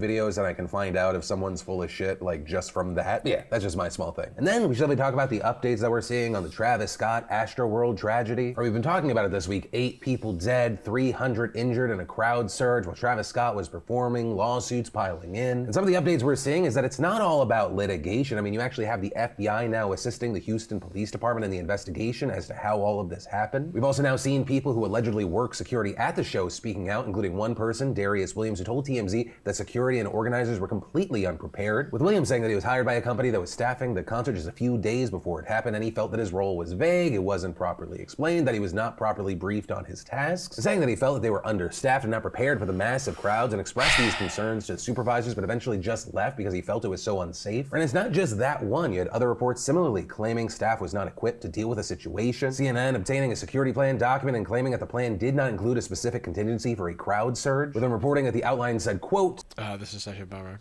I'm gonna watch this off stream. What did I want to watch? There was something I wanted to watch, but let me pull up. Let me quickly pull up. I have a thingy.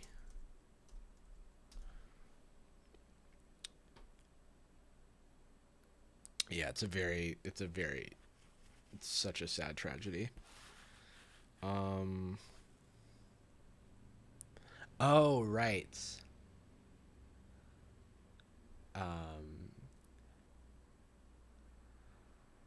Okay, yeah, I wanted to watch. Oh my God, did it just immediately leave my brain? Oh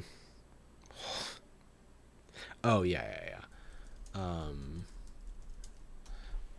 Have y'all seen the love trap clip is going around.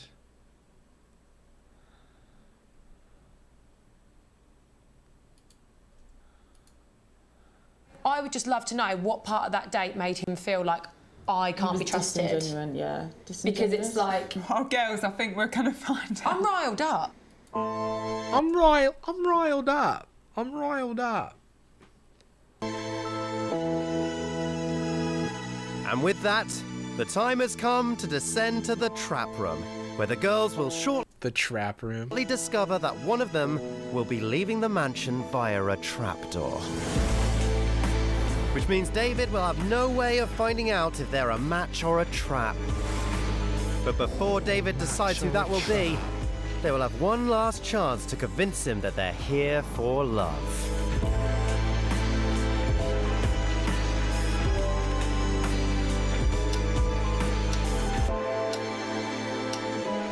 So David was on Too Hot to Handle, I believe. Hello, girls.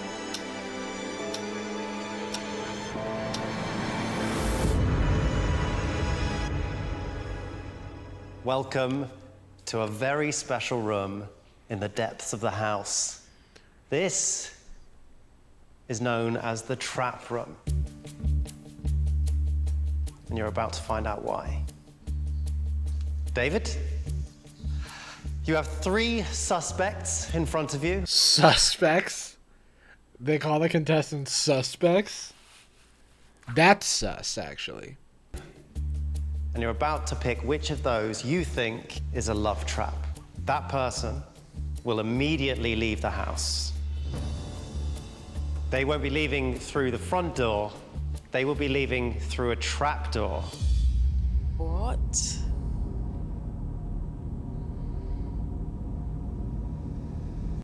I mean, there were like these circular, almost trapdoor seeming rugs that you're standing on. Yeah, they're traps. You're stood on trapdoors right now. Oh my god. Did not expect to be going through the floor. Oh my god. Did not expect Have to any be of you going through the floor. been through a floor. trapdoor Well, you wouldn't be going through the floor if you weren't a trap. Dun-dun-dun. before? Can't say I have. No. It's a weird question. David, Like, nerves intensify, and like, for the person who's actually the trap. why have you picked these 3 suspects? At least, when we chatted last night, you didn't seem to be able to give me a straight Chatted answer last about night. anything. I felt like you were being a bit cagey. That's kind of the main reason why I thought you might be a disingenuous. I'm here to find a genuine connection with someone. We have a So I don't know what happens before this, because the full episodes are online, but they're on Channel 4's website, and I don't want to risk streaming it. quite had that one-on-one yet, and I think if we did have that and you got to know me for me, I really think that Me you'd for think still me. genuine, and obviously I'd like the opportunity to get to know you as well. Like to get to know You can't fake being genuine. Well, there's Fake. 4 people here trying to do Fake. just that. Cherie, Oh, what makes them a trap is that they're already in a relationship. So there's one person here who is already in a relationship, and so that's what makes them the trap. Sorry. They didn't give that context, and then I forgot to give that context as well. you seemed really just unfazed by everything. And when So I assume they're asked questions. So like they put the mole in there, like we spoke the person's not actually, basically it's like a Jubilee show, but for real. this morning, and you were telling me your story of your ex, like, if I was in your situation, I would have probably been crying telling that story. What had happened with my ex, how you thought that I should have been a little bit more, like, emotional. Okay, well, we didn't see the conversation, but it is kind of like messed up to be like, you didn't emotionally respond appropriately. About it. For me, I've done a lot of like self-love and healing. So the person who I was 2 years ago is not the person who I am now. So yeah. You've gone through all of that pain and you come out and you're like a new woman on the other side. If that is true, then that is really impressive. I personally couldn't do that. And then Chloe, our date went great. You know, you're a dancer, you're intelligent, you look great. When we had a little chat last night about maybe thinking Demi might be a little trap, which made me think, oh, I should just send that to like put me off the set. You asked me a question, so I answered it. Thought it was like a nice first date. So I was just like, oh, maybe. I like how she said nice first date, but then the caption say it was a nice birthday. It was a nice birthday. Maybe I didn't come across as genuine as I thought I did, but yeah, I definitely didn't mean to if that was the case. A little trap. Yeah, he's from Too Hot to Handle. Or he was also in Too Hot to Handle.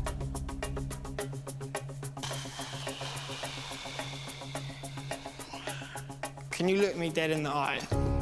Can you look me... He's got like a scratchiness to his voice that I'm trying to figure out. But it's also very high-pitched. Tell me that Could you look me in the eye? you haven't got a boyfriend You haven't got a boyfriend. or a husband. Or a I husband. have not got a boyfriend I or have a husband not. or a fiance or anything in that category. Nothing.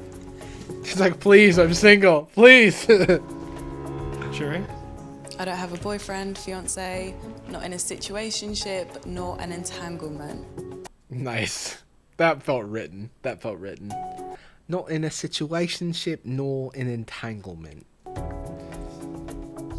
And then Chloe. I would 100% not be here if I was in a relationship. David? Wait. All right. Well, I don't want to ask the chat because somebody's probably seen this. Who do you think is a love trap?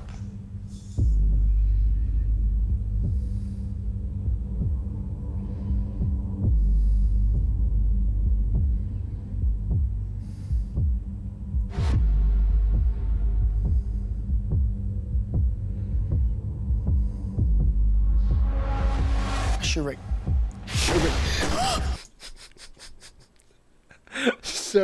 So that clip was like what went super viral. I didn't want to say anything. I didn't want to tell anyone about the clip floating around. I wanted people to be surprised.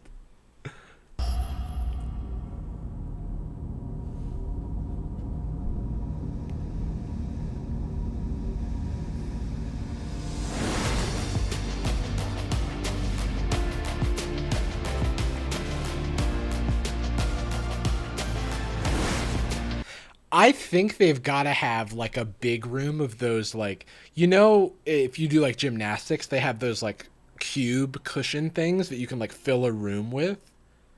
I bet it's like a bunch of those, right? Like really deep. That would be what my guess was. Like a foam pit, yeah. Wow. Elise, how you feeling? Very happy that Now that you've watched someone be banished. I get a chance to actually prove it. Wait, I actually don't think she fell 10 feet. I think she fell maybe 4 feet, 3 feet, like not a like long enough for her to like disappear. So like her height, maybe six feet. But then I bet they could also like make it appear darker than it actually is. But very sad. She's not dead. No, I know. Yeah, they really do make it seem like she's dead. It's fine. Now that you've watched someone just die, how do you feel? Chloe, how you feeling? I look forward to hopefully getting to know you a bit more, showing you that I am genuine. Okay, girls. Well, it's up to you to try and convince David that you are who you say you are. Otherwise, you'll find yourself back here. Head back upstairs. Hi, guys. And yeah, so is this show like a long-term show where it's like they're dating people? It's like, is it like The Bachelor where like is he like The Bachelor and then he's eliminating people? That was intense. I've also got something else to tell you, David. When the girls go through the trapdoor, you won't find out whether they're a trap or not. Oh. That makes it really difficult now, Yeah. doesn't it? It really does. that makes it. I'm trying to get his voice. That makes it really difficult now. Wait, how do you say it? That makes it really difficult. That makes it really difficult. Now, doesn't it? Wait, how do you say difficult? That makes it really difficult now, doesn't it? That makes it really difficult now. Doesn't it? That makes it really difficult now, doesn't it? Doesn't it? That makes it really difficult now, doesn't it? All right, there we go. There's my impression. It really does. So I can't even whittle them down one by one and then rest assured that I've picked the right people. Do you think you've made the right choice? Well, I really hope so, mate. I tell you that. I really hope so. You can head join? back upstairs. Thank you. I'm just gonna go through. Walk around here. it if I was you. Someone said his jawline is out of control. Yeah, it really is. I'm so happy I present this show. I'm not on it. It's kind of like saying, I don't trust you. I don't trust Okay, so there's like a house. you. I've got my. Oh my god! Chloe's back. Elise is back. Oh, I love her accent. Chloe's back. Chloe's back. Elise is back. Elise is back. Can't Elise is back. wait to hear all about it. What happened? Can't wait to hear what. Oh, wait, let me. Sorry, I'm not gonna do this the whole time. Chloe's back. Elise is back. Can't wait to hear all about it. Can't wait to hear all about it. What happened? Right, tell us Start to finish. everything. You Spell are the tea. literally You're not. We thought all the bombs had been dropped. Honestly. What's happened? So he says her name, and she literally, right, we're all just stood on this floor, and she just falls through. Fell through the floor. No. Fell through the floor. The floor just opened. So, my guess here is that they've all, especially if this is like a long-term show, they've all like either tested with the trapdoor or know about it, because no one's got genuine surprise. Fell through the floor. No. Like, I don't know if this is like a real. This doesn't look like a real surprise to me. The floor just opened. The floor opens. You are down a trap. You are. Like, I would, if someone told me the floor opened, I would go, "Excuse me, the floor opened up." You know what I mean? like the there's a hole in the floor, and then she flew through it. No, oh my, through the floor. Wow. A fucking trapdoor. A trapdoor. A trap door.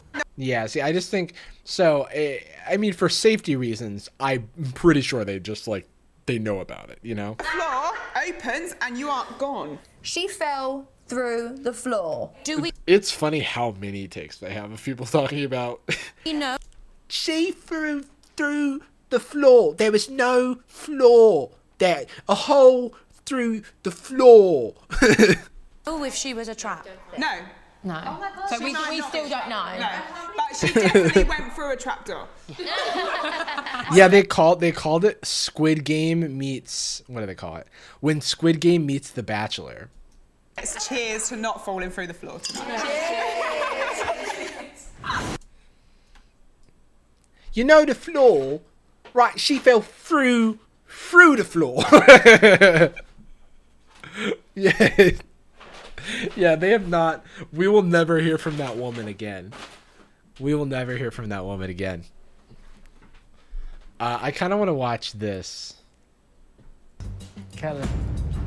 David, name your second suspect. Okay, so this is like The Bachelor, where it's like a long form show. Interesting.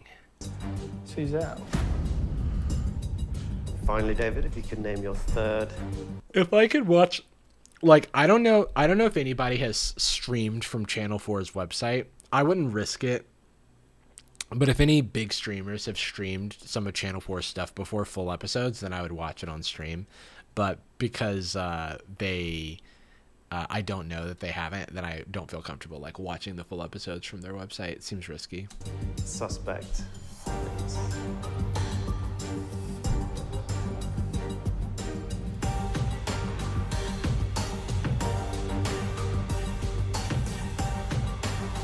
He is so nothing. How are there like 9 women here trying to date him? Well, they probably didn't even see a picture of him before they agreed to be on the show. But 2, look at that jawline.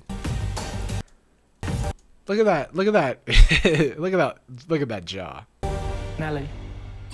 Had a feeling. Had a feeling. We're in this together.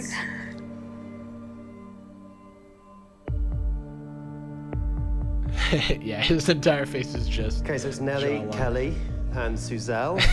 It's Nelly, We'll, see you Kelly, down in Shelley. the trap room very shortly, along with you, David. See you guys later on. That's a Squidward. He looks like a computer-generated hot white guy. Look, he's not my type either.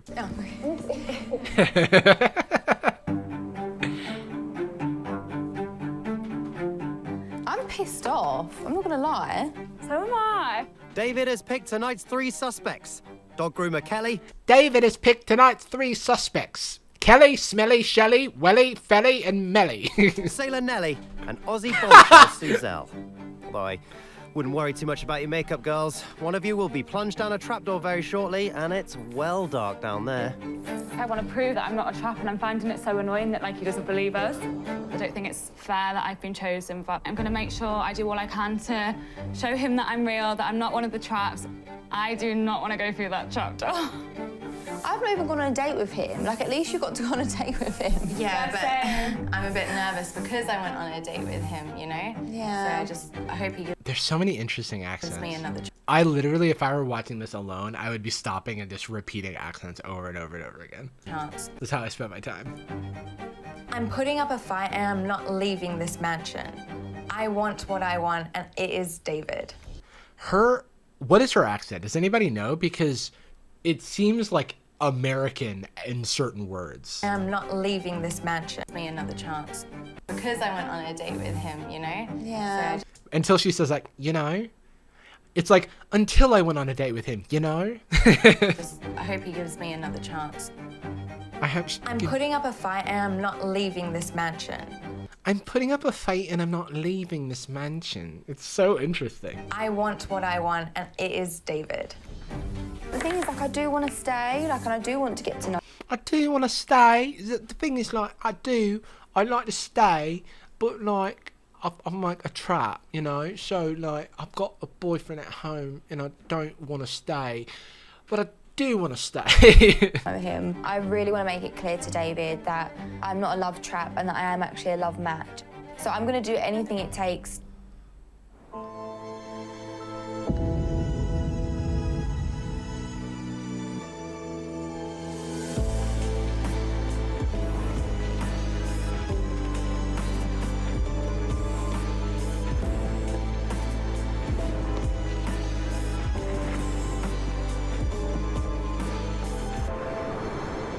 Hello, David. Hello. Girls, welcome to the trap room. David, there are 3 suspects. When he says David, it sounds like it ends with a T. David? David? David? David? There are 3 suspects in front of you. Very soon, you will pick one of those girls who you think is a love trap, and that person will immediately plummet through the floor. Dude, I cannot get over how often this show describes what a trapdoor is. Who you think is a love trap, and that person... Wait, can you say Very that soon, again? you will pick one of those girls who you think is a love trap, and that person will immediately plummet through the floor and leave the mansion. David, what are your reasons for picking these 3 suspects? So, my reason for picking Kelly. I love the chat telling me about how impervious they are to David being a default attractive man. Like, I'm bi and his jawline means nothing to me. I love it. Continue. Keep telling me about how he's ineffective. His default male wiles are ineffective on you. Obviously, the challenge is the main He's literally not attractive. I mean, come on. He's like default attractive man. I don't want to shame somebody for being attracted to this default attractive man. Like textbook attractive. I'm not attracted to him. I understand that people aren't attracted to him. But like being like, okay, he's literally not attractive. Let's be real. Talking point. It's fine. He's been on 2 dating shows where he was like a hot commodity. And they cast him to be the hot guy here. And everyone went about it one way, but you chose. He looks far too heterosexual for me, which is a valid, response. But his tricks do not work. I understand. It's a different route, so it just caused me a little bit of doubt. He looks very yes. I mean, look, that is true. I mean, we haven't had... No, I'm not saying you have to be attracted to him. I'm just saying there's no objectivity in attractiveness. So when you're like, he's literally not attractive, that is literally untrue. Like, because it's not a statement that can be true. I just prefer it to be like, oh, we're impervious to his charms and his wiles. Like, that's more fun, right? Because I don't want to, despite the fact that this man's default attractive, I don't want to like shame him for his appearance, Had a date. I've hardly been able to have any like time with you, but the time that we have spent, I like you, and I feel like maybe you like me, I don't know. But at the end of the day, it is your choice. Nelly, you have been quite reserved, and earlier when I asked you about past relationships, you didn't really want to give that much away, which makes me think maybe there's something that you're hiding. I think it's quite unfair, just because me and you haven't had a chance to get to I just think it's quite unfair. I think it's quite unfair, just because... I think it's quite unfair. Because me and you haven't had a chance to get speaking and you're judging me on being reserved, but you never really asked me until now why I am reserved, so I feel like it's a little bit unfair that just because I'm not as out there as everyone else, that I'm being judged as potentially someone with a boyfriend. And Giselle, obviously... Kira, that is 100% what I feel. He is a normal type, but we are all ghost types, and he never learned the move foresight. There's nothing in his moveset that works on you. I picked you straight away. You came in really hot, really strong, and that made me think, are you just trying to convince me straight away that you're not fake? I was a little bit shocked just because I felt like we were really bouncing off of each other and I thought we had really good energy, but I really do want to get to know you, and I think it would be a shame if I were to go today. Man, what is her accent? She's got to be like raised in multiple places or something. Girls, now it's your chance to explain to David why you're here to find love.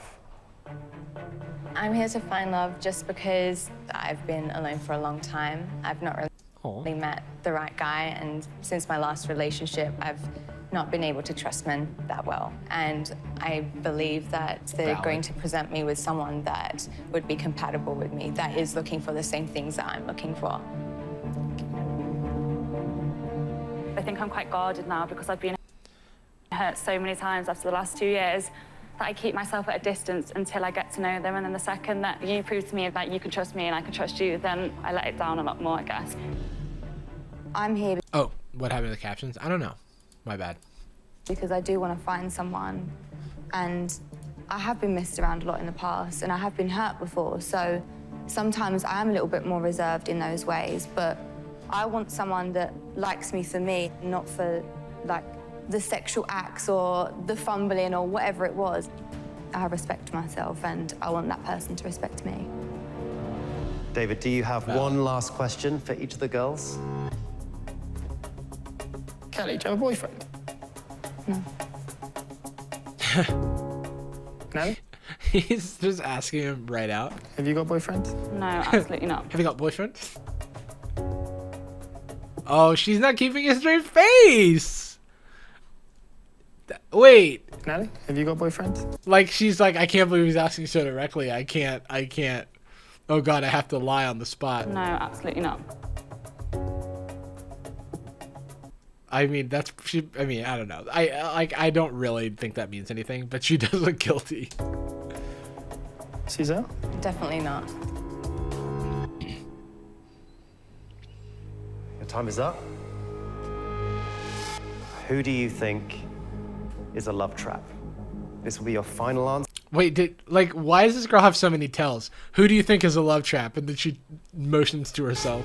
Obviously, she was just like, I don't know, like relaxing herself, but it looks like she was like, I am. Do you think is a love trap. Watch your hand. I am. This will be your final answer. And that girl will leave through a trapdoor immediately.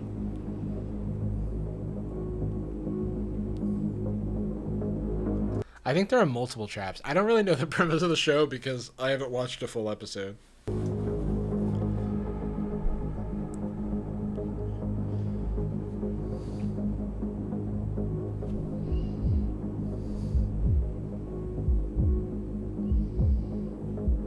I'm just sure you've got a boyfriend. I'm just sure. I hope I'm right. I hope. Kelly. Oh. Oh my God.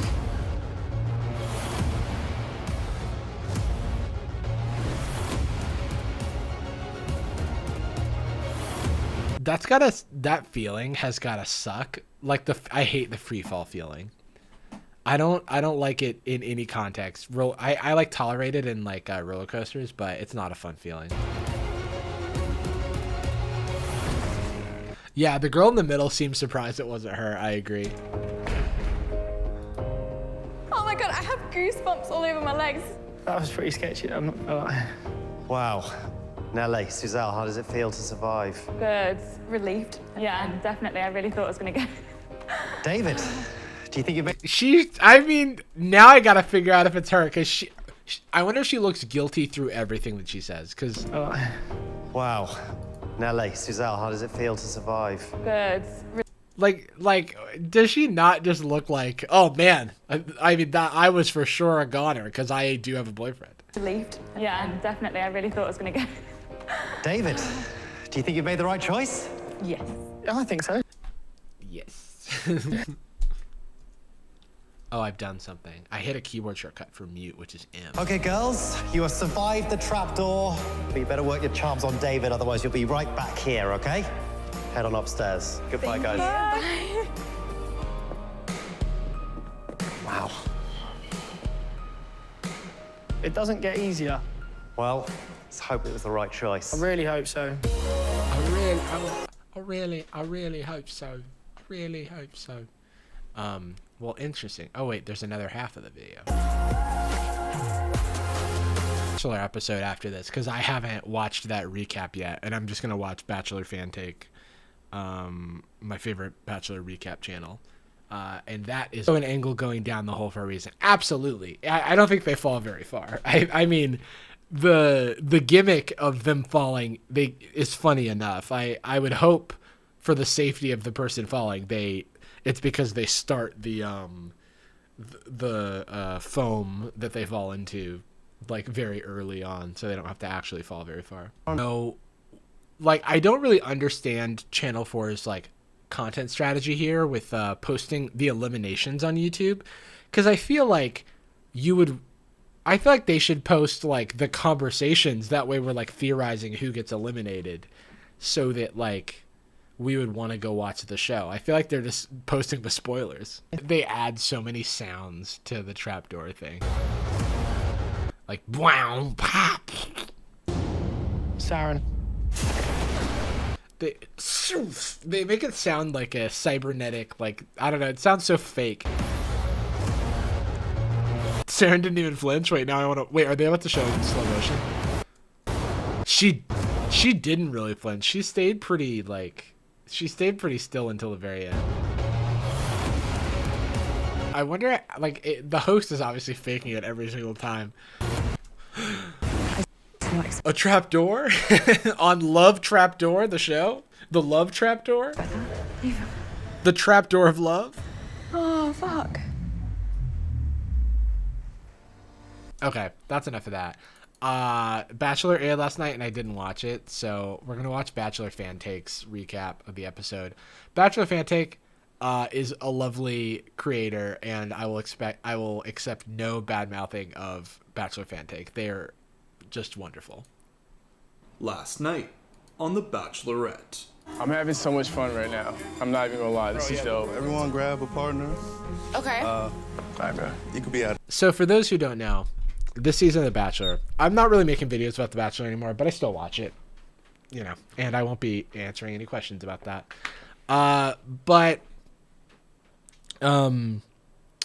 the Bachelorette is Michelle, and Michelle is a fan favorite from what's his face, Matt fucking, what's his fucking name, Matt, I can't remember his last name all of a sudden. Matt James this season of The Bachelor, and she's great. She's a teacher, and she also plays basketball. And what The Bachelor has done is they have, for 3 episodes now, but seemingly the whole season, turned her being a teacher and her liking basketball into the entirety of the show. Everything is teacher themed or basketball themed for the most part. Like, there's always shots of people taking 3-pointers, like just random pickup basketball games. They get the guys in the house to play basketball against one another. There's just always basketball. There's just always students. That's like the whole gimmick of the season, and I do not know if it'll get incorporated into this episode, but I do want to let you know that until this point, that's kind of all it's been. It is. Let's play Duck Duck Goose. Let's play Duck Duck Goose. You want to wait for Michelle or just play without? No, she can join us. She can join us when we play. I love you. I love you, man. I love you. I'm not even embarrassed to say it. I want the world to know. It's the most beautiful thing in the world. Boop, boop, boop. Welcome back to another Bachelorette recap, this time for week 4 of Michelle's season, where the men are making the most of their last week in Palm Springs by spending some serious alone time with each other and not Michelle. Hey, Will, you want some cotton candy? I never expected it. It's like Disney World. Disney World. Thankfully, there might be spoilers for the next Bachelor in this, because who the next Bachelor is has been kind of like a very poorly kept secret this time around. So if you don't want to know who the next Bachelor is, then maybe skip this video. But I don't know if he's going to mention it, but it just could come though, White Knight Chris S. here has arrived to save the day, throw everyone under the bus, and become the new season villain. But before we get into that, we first need to go over his villain origin story, where after Chris embarrassingly falls over in his chair, Joe then maliciously taunts Chris by balancing on the same chair beside him, and Chris vows to get his revenge on the lot of them. So, on to the first of 2 one-on-ones this week. Also, Joe here is another fan favorite for this season. He's a former basketball star who's from the same state as Michelle, so she knew of him like for a long time. I think they were both like basketball standouts when they were in like high school in the same state, and so they just like knew of each other. And then apparently she slid into his DMs, and then he ghosted, but then like it's because he was dealing with some stuff, I guess. Taunts Chris by balancing on the same chair beside him, but generally he's like very likable. Chris vows to get his revenge on the lot of them. So, on to the first... There's actually a couple of likable guys in this season, which is rare. There's some people who I really do like. 2 one-on-ones this week, which this time is going to Martin. And on this date, the two are going to be racing cars, and then at the end of the night, start talking about family. And is it me, or are these movie plug dates getting really out of hand? There's always room for family. Well, after a bunch of racing around, these two then cool off in this giant can of tuna, and it's here where Martin shows Michelle that he knows all the right things to say when cuddling up with his girl. Like how he thinks the dude who disrespected her the day before is not a bad guy. As far as like Jamie's situation goes, I'm not trying. Oh no, Jamie's a horrible person. Oh yeah, the villain for the first 3 episodes of this show, of this season, is this guy Jamie, who's this like biotech CEO, quote unquote, according to the show, and he just like created a drama in the house to like make Michelle seem like something was wrong, and it's all based on his insecurity, and he just like lied. He was like, people are talking about this, and that wasn't really happening. And then, fortunately, he got found out last week, and this is him. I think I pointed it out. he got found out last week and got eliminated. We might watch that recap because watching him get eliminated is great. Trying to like take his side or anything. I just situation goes. I'm not trying to like take his side or anything. I just you know, because what happens is like everybody's like, oh, he's a rat, he's did this and did that, and I was like, oh, well, I don't think he's a bad person. I still think he's a hell of a man. Well, this pool just got ice cold as Michelle is left to wonder, is Martin defending Jamie? Is he trying to tell Michelle she made the wrong decision in sending him home? Is he really spending all his time in this tuna can talking about another dude? Oh, and anytime the girl you're with gives you the 5-second sigh out mid-sentence, you know things aren't going well. But also, like I said, your relationship is different like the relationship that the guys have. So I'm just talking about him just in general. It's like... So as a Yeah, result she's of that like, could I open a trapdoor in this current moment? Conversation, the night portion of this date has become incredibly important, as Michelle needs to know that the guy she's with trusts her decisions, and if Martin can't clear things up, he might be heading home just like his bro Jamie. And so, Michelle sits down with Martin and asks for clarity on their earlier conversation about Jamie, which Martin says came down to poor communication on his part. I haven't always been good at communicating. My dad, he's never been good at communicating. Growing up, I never had somebody in my family that I could just turn to. There's enough people out there that we don't have to settle for bad communicators, people. I'm also saying that for myself. I'm saying that to manifest a good communicator in my life. I don't think we need to settle for bad communicators. And talk about my emotions. Well, that was quite the pivot, but hey, I guess it really worked for Martin as the two then talk about their family and about learning to be more open with their emotions. And Jamie is never mentioned again. Back at the bro pad, the group date card has arrived. And this time the guys are hoping not to hear their names, as that would mean they're getting the final one-on-one of the week. But when it comes down to either Rick or Nate, and Rick gets the one-on-one, Nate brushes it off and isn't stressing. I really like Nate. I do not know what he does in this episode, but I like him and he's had really good responses to things that have gone down. And he's cute. He's a good-looking man. I'll say that I'm biased because I think he's attractive. Stressing about when I'm going to get a one-on-one date. All I know is a one-on-one is coming. If it's not today, it's going to be another time. Do you ever like, and I'm saying this as like a straight man, but like I feel like if I'm like attracted to a dude, it makes me want to like become friends with him. You know what I mean?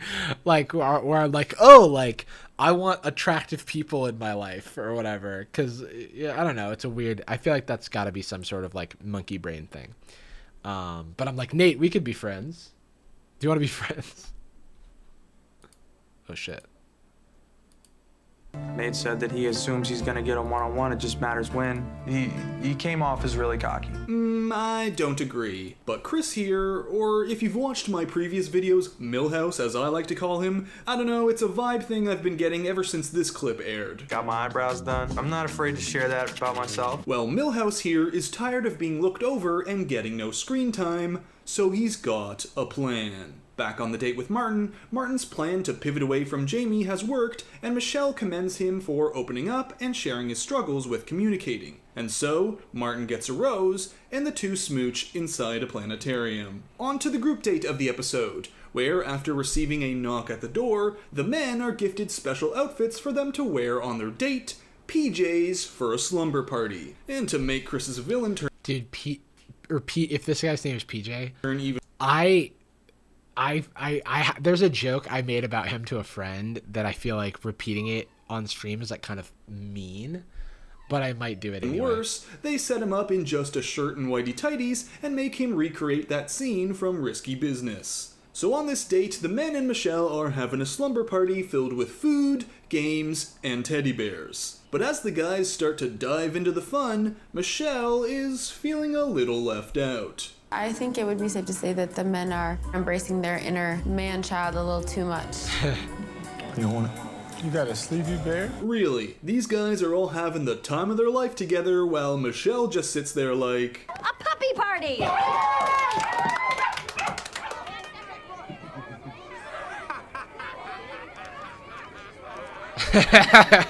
Oh boy. Well, seeing this and literally having to call over men to come be with her... I don't understand how Bachelor Fantake does it, but he always is including like tons of clips from TV and movies to the point where like they must just be coming out of his like brain, because it would take so much work to actually like track these things down. Has caused Michelle to feel unseen by the group. Does Michelle get any say in what the dates look like? Probably not. And even though she tries to swallow this feeling while the date transitions into a teddy bear takedown challenge hosted by the Bella twins, Michelle can't quite shake it. We're good. Oh, also Tayshia is one of the hosts. She's the host with Caitlin Bristow. She's sharing hosting duties. We love Tayshia. I don't know much of Caitlin Bristow, but I'm a Tayshia stan. Sorry.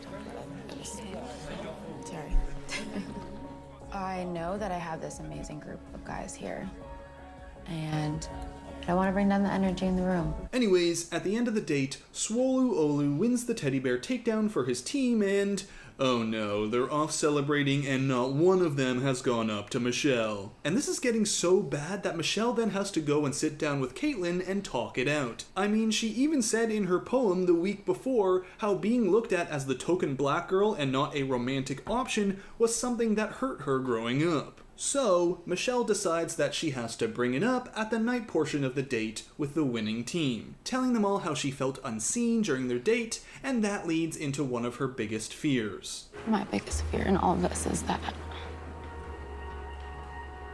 I could commit to somebody who doesn't eventually see me, and that's something that I've dealt with before. At this point, Michelle then pulls Nate aside and singles him out, not because he's the only one who broed out too much on the date, but because of the level of feelings she already has for him. And so, the men's apology tour begins.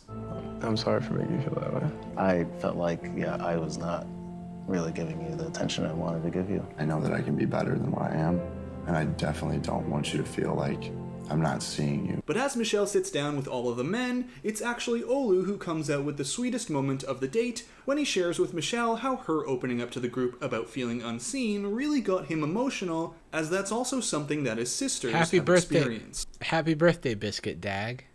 I want to cry, but I feel you, I hear you. Everything you're doing now shows that you're a strong woman.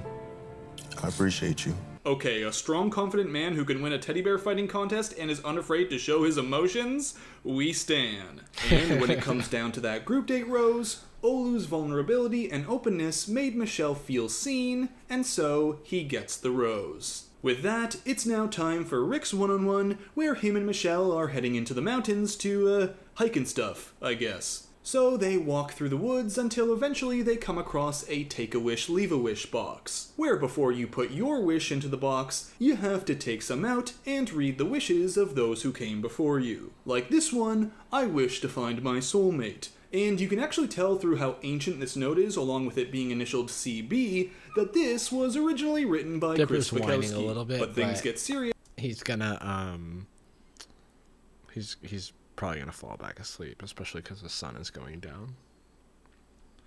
When Rick pulls out a paper that says, "I wish my dad could see the man I've become," and Rick gets emotional as his dad passed away 3 years ago. The two then put in their own wish of, "We wish to find love by having hard conversations," and then they smooch on a giant log. And I gotta say, Rick's really one-upping all those dudes from the group date earlier, cause while they were spending their time playing who can punch each other in the gut the hardest, Rick's out here laser focused on Michelle even though he's getting eaten alive and being attacked by mosquitoes. At the night portion of the date, The producers Rick are wild for that dad wish. Yeah, dude, the producers are savage. They will do anything. Continues the conversation about his dad, saying that his relationship with him was a very complicated one. His parents split, and for the longest time, Rick felt like it was his fault, as one day, he had found his dad's phone with text messages on it from another woman. He showed these to his mom, and it turned out his dad was cheating. And I know deep down, like, my dad... Like, how do they find out these... How does this happen? This just doesn't feel, like, serendipitous, you know what I mean? And to the day he died, I'm still blaming me because I blew the whistle, unfortunately. It hurts. But Rick says he's appreciative of Michelle because even through the emotion brought out by the note that they got earlier, She stayed open and made it easy for him to be vulnerable. And you know he's fighting a surge of emotions when he starts to whisper halfway through his sentence. That's why that note today hit hard. Okay, it's fucked up to call that out, but that is funny. But you definitely made it easier. Oh no, why is he still whispering? I feel like that's something a lot of dudes do. I know I've done it. Well, Michelle says that even though Rick's past has hurt him, it made him who he is today. And Rick says that his gut is telling him he could fall in love with Michelle, and he's going to enjoy every moment he gets with her. And just look forward to the next time I get another moment with you, and the next. Because I'm actually looking forward to that moment where I can say I'm in love with you. Why and is so, Rick gets a getting rose quieter? And a private concert. Well, with that done, we are now headed into the cocktail party before the rose ceremony. But before Michelle can start the night or even say a word, Chris S. steps in to make an announcement. Before we get started, I want to say something. I wasn't at the cocktail party the other night, but I know that she addressed that she felt like she wasn't being seen. You see, Milhouse here was reviewing the tapes of the group date and was taking notes. It's time to put on his... Be the white knight, throw others under the bus, take out Nate. I love Bachelor Fan Take, man. He's the best. He's the best. Oh, why is this here? Suit of armor and don the role of White Knight. Because as we all know, white knighting in this show never fails. I think that there are guys here that think that they have it in the bag.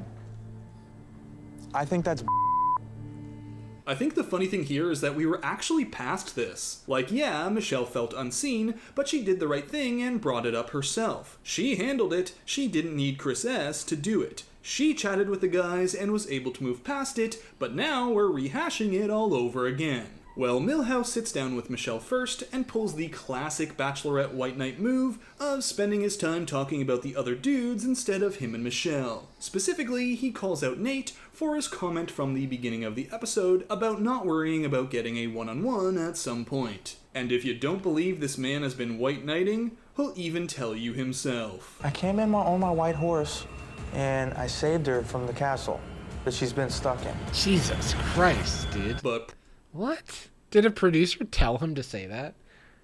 I feel like sometimes the producers have to be like pitching like, hey, what if you're like a villain? And like, what if we like eliminate you like really soon? But hey, you get a little bit of screen time. You want a little screen time? I kind of feel like that sometimes. Probably the cringiest part of this whole sit down is this moment right here. I think you deserve to know. Thank you.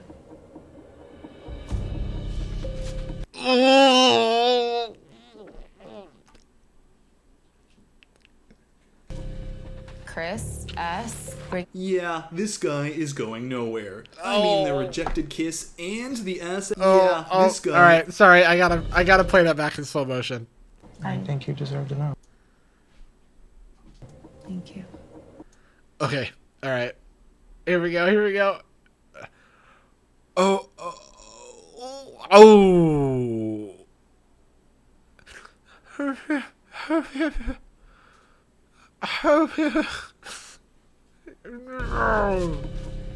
Chris S. Yeah, this guy is going nowhere. I mean, the rejected kiss and the ass out hug. Even if Chris gets a roast tonight, the ass out hug. This is a primo lesson in bachelor tactics when you're trying to come from behind and take down one of the frontrunners. Hey, yo, lesson here, babe.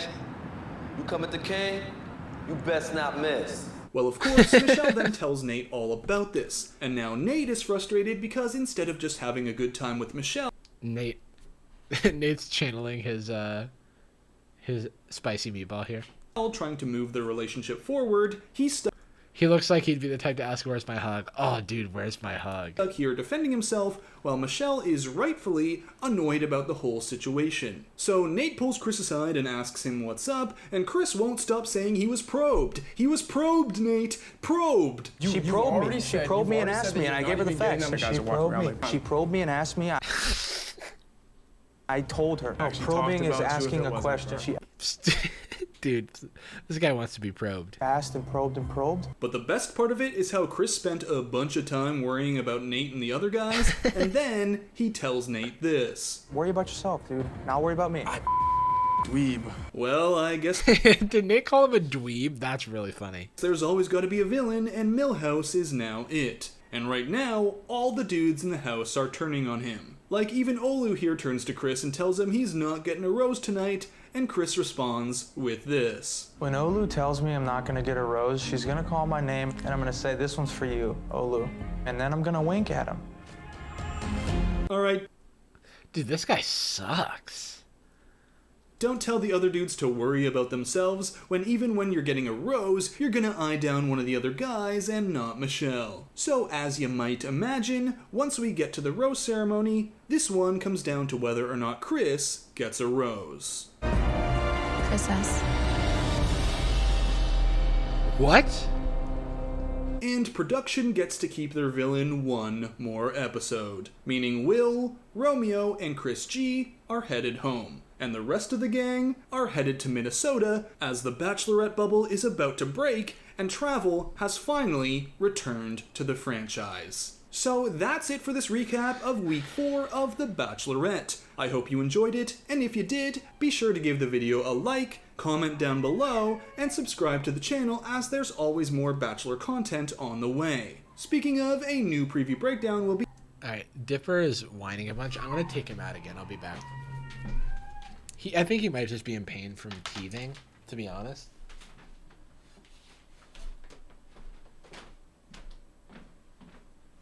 Dipper, you okay?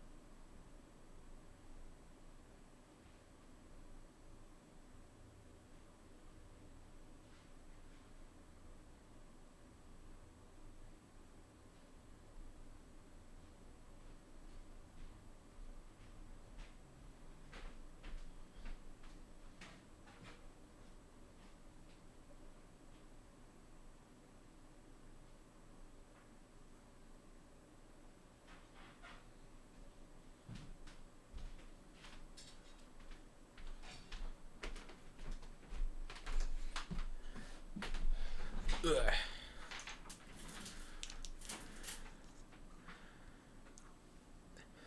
Poor Dipper. He like did not need to go to the bathroom. He just started like biting the grass and just like biting things. I think he's just whining because he's like actively losing teeth, and so I just gave him a chew to chew on. Poor baby.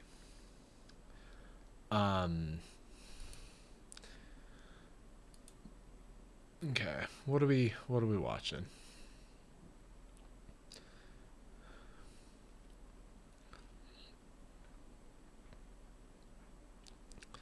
I have food on the way, so I'll probably hop off when it gets here, but I at least have like 20 more minutes.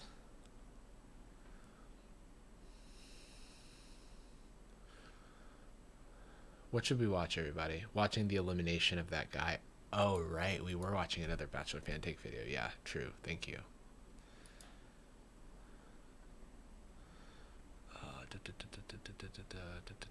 I think week 3 recap, yeah. Last night. You gotta see this villain get eliminated. It's great. He sucks. On The Bachelorette. I'm gonna have to kick you down the road. Not the big dog. The big dog has a jacket, bro. Did you just say L? I'm sorry about your dog. Like, did you mean L? Because that's hilarious. Peter, bro. What are you gonna say, huh? Bro. You're brave for showing YouTube recommendations page. My YouTube recommendations page is like, it just goes, you like watch 3 videos and then you're just recommended everything, like everything that those 3 channels have made, and it just like swaps out. It's like kind of annoying how bad my YouTube recommendations are often. I think it looks better on me. I have to go rock it for a little bit. Let's fight! Fight, Jackson! Fight! Hey, he's going. Oh, there's actually 2 annoying people. There's Peter, who this guy is, this jacket guy, and then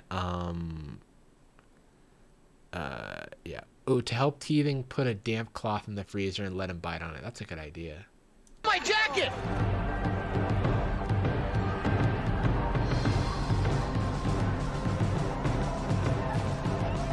And then there's Jamie, yeah. I will get you, shooter! Another week of The Bachelorette is in the books, and folks, this episode was truly satisfying. Drama, romance, 2 villains getting the boot in 1 episode. He must have died and gone to heaven.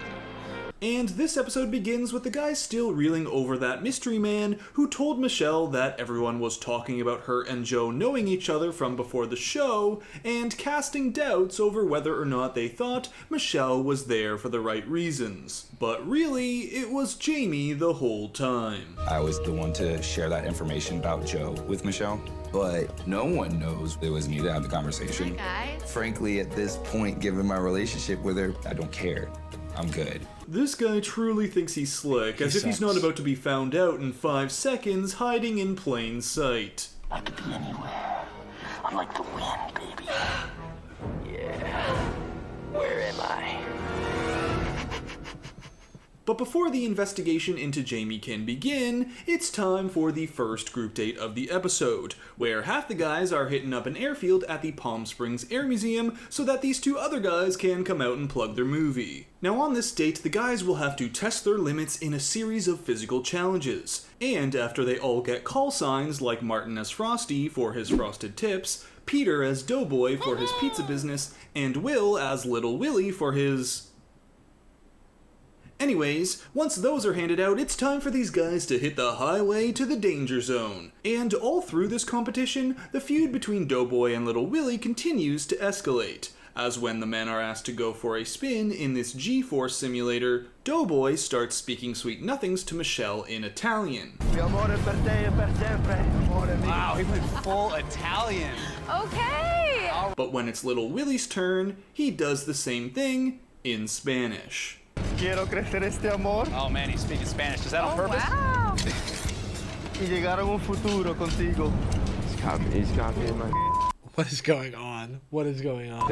Now this doesn't sit too well with Doughboy, so when the final part of the challenge is a one-on-one battle of stick arm fighting. They do this shit too much. They have too much testosterone. It's just like, why do men always have to face off? I don't know what to call this. Do they really do this in the Air Force or the Navy? Once this is announced, you know that little Willie and Doughboy are gonna get paired up. And after the emotional beatdown of getting his line stolen by Will, Peter... Is Doughboy racist or something? He literally has a pizza business. That's what he said. They called him that because he has a pizza business. Is about to get a physical beatdown too. Oh, buddy. Ooh. Will is absolutely embarrassing Peter. Oh. As a result, Will wins the competition, earning him a super cool bomber jacket and a little alone time with Michelle, all the while getting a rise out of Doughboy. Next is the night portion of the date, where the guys are looking to bring the positivity and move past the rumor drama from last episode. Clayton starts off the evening actually getting screen time, and a first spark of romance is ignited between him and Michelle. Nate gets a special segment, Joe gets a special segment, and Martin, who took some extra time during the day portion of the date to check in on Michelle after the previous night's drama, has really made Michelle feel comforted, and a spark ignites between these two as well. However, none of this matches the passion shown between Peter and Will. All right, pizza You be boy. wishing you were a pizza All boy, right, pizza bro. boy. That money ain't bringing you character. Brings me class. It brings you a big mouth.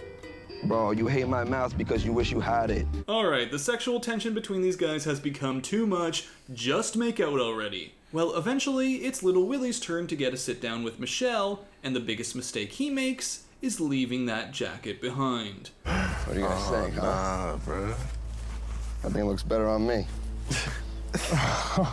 I have to go rock it for a little bit. So Peter, proving that the name Doughboy has more to do with how soft he is than it has to do with pizza, has let Will get to him and decides to steal his jacket. The jacket's a symbol of the disrespect that I continue to get.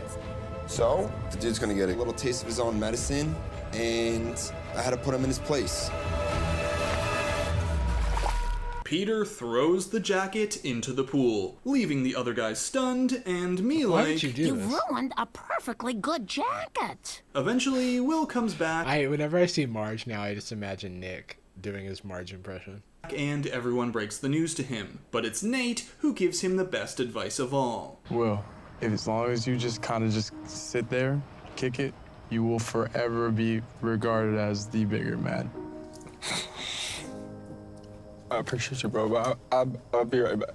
Now, at the end of the night... I don't actually have the context for why he was so distraught. Was it because of the jacket? It's Martin who gets the group date rose and a private dance with Michelle, while the men are left to stew over Peter ruining the mood, and Will is left to fish his jacket out of the water. On to the next day and the one-on-one of the episode, which this week is going to Rodney. And for this date, the two are going to be traveling across the resort in a game of Truth or Dare. They do things such as the least scary blindfold taste test ever, like what do we got here? Spaghetti and meatballs? Wings? Was it a sentimental jacket, Hannah? I barely watched this episode too. What's that? Lasagna? Oh, dude, this is a this is a reference to a previous episode where he did this like blind taste test thing, and he ate pizza, and then he was just like, "What's that, lasagna?"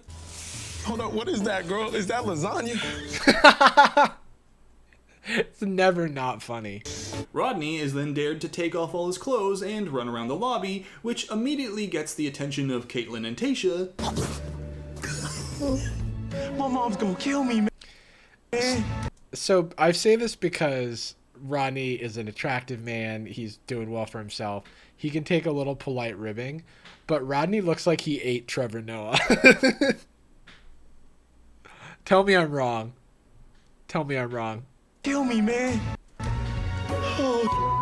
Then eventually the two sit down for a chat about their fears and their dreams, where Michelle and Rodney move away from the friendship developed earlier in the date to something a little bit. Who are these women? They're the hosts. It's Caitlin Bristow and Tasha Adams. They're the hosts of the show. Bit more. Rodney kept like Because we got rid of Chris Harrison. away at that friend zone and was able to make it to the other side of that, the relationship zone. We then get to the dinner portion of their date, where after rowboating to their food, Michelle expresses that one thing she sees from her parents' love story is that they've always been able to laugh. And so far with Rodney, the two have been doing the same. And after the two then connect about the love that they both have for their mothers, Rodney asks what went wrong with Michelle's last relationship before going on the show.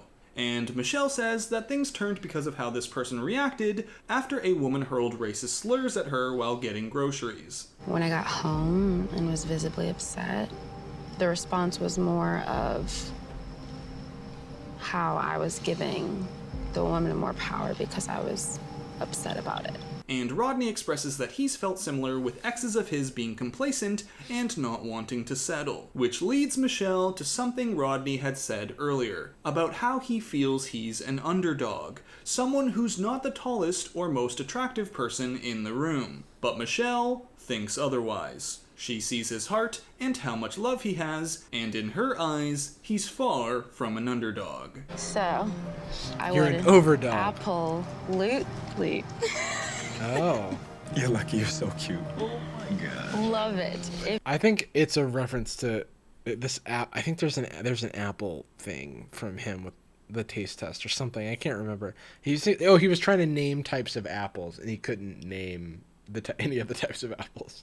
And then that's when it moved on to the pizza, and he said, "Is that lasagna?" If you accept this rose. So yeah, Brandon Rodney Smith seems sweet. is winning over Michelle, and he's certainly winning over me, as the night ends with Rodney getting a kiss to go along with his rose. And with that, we head into the final group date of the episode, where the rest of the guys will be joining Michelle.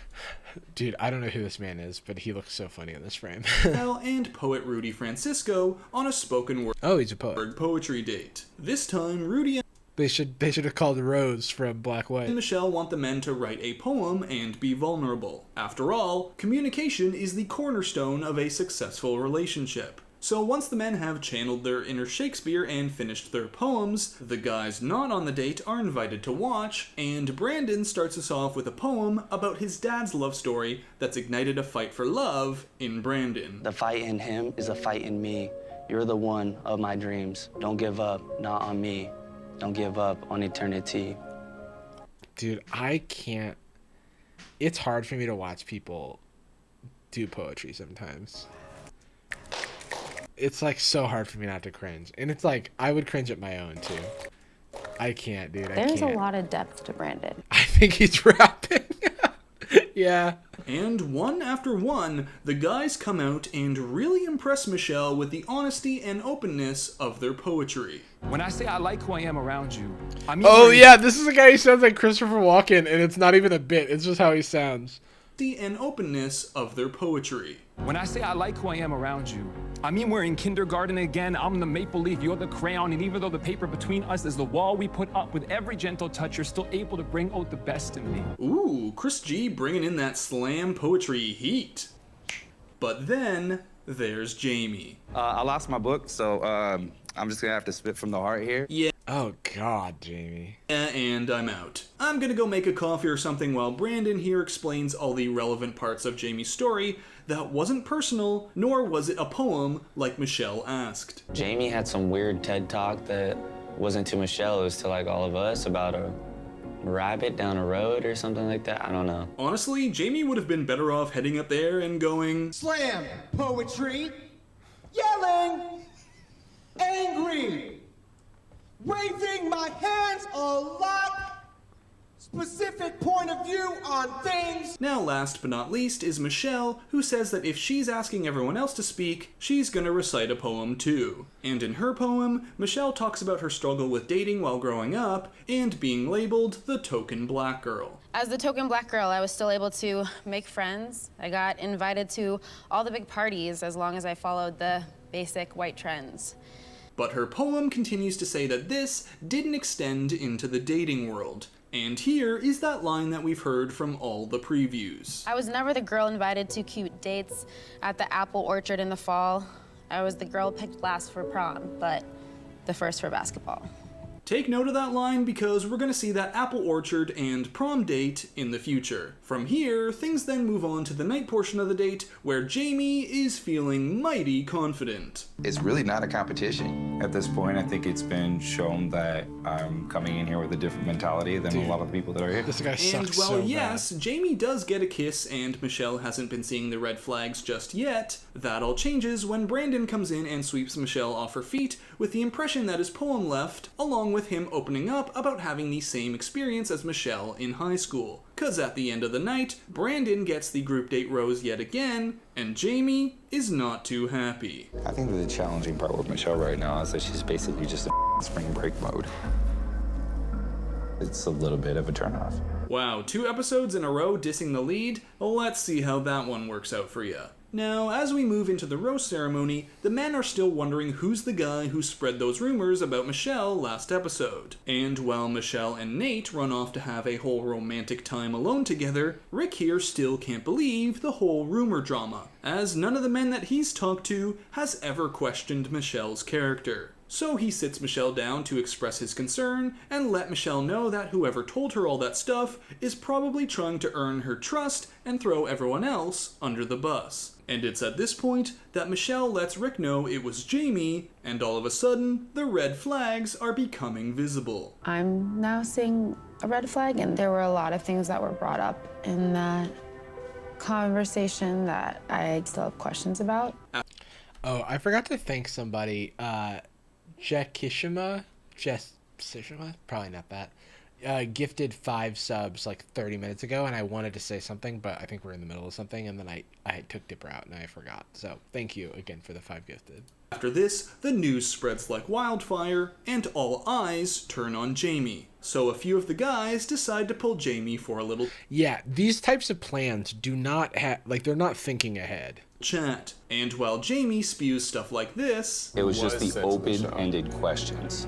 And if that... So yeah, Jamie's whole thing was talking, like, it was like he was planting this seed that the guys were like not sure if Michelle was what was it?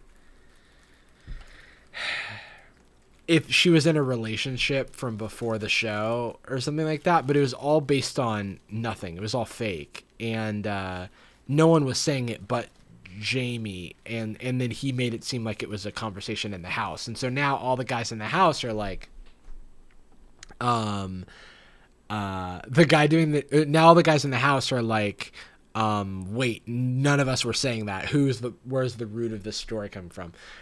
Someone said the guy doing narration sounds like those top 10 list videos. I will not accept slander on Bachelor Fan Take. I mentioned it. He is protected. He's protected. No one can say anything. He's my little Canadian boy. That question doesn't get resolved, then now it's open for anybody sitting at home to speculate on it. Nate's responses are really winning the night. Who's sitting at home? Some of the viewers? If someone airs an episode and everybody's sitting here talking why about... are we talking about episodes? Why the are we talking about episodes? Well, all of this drama has brought out teacher Michelle yet again, and she's not taking the nonsense. So, in front of everyone, Michelle calls out Jamie, and yet again, it's Nate's expressions that really kill me. By you trying to be proactive for me, you brought this characteristic and this question into this entire world. It became a thing that it wasn't.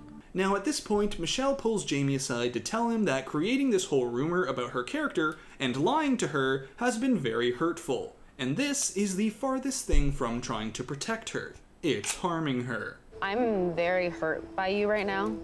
I don't trust you at this moment, and... Dude, I hate his face. Look at that fucking face. He looks so smug. I have to be done with it. And so I do think it's best that I walk you out. So, Jamie heads home, and Michelle is left unsettled. Because if one man was able to mislead her like Jamie, who's to say that another isn't as well? So the rest of the cocktail party is cancelled, and Michelle heads right into the rose ceremony, where this time, the final rose comes down to either Little Willie or Doughboy.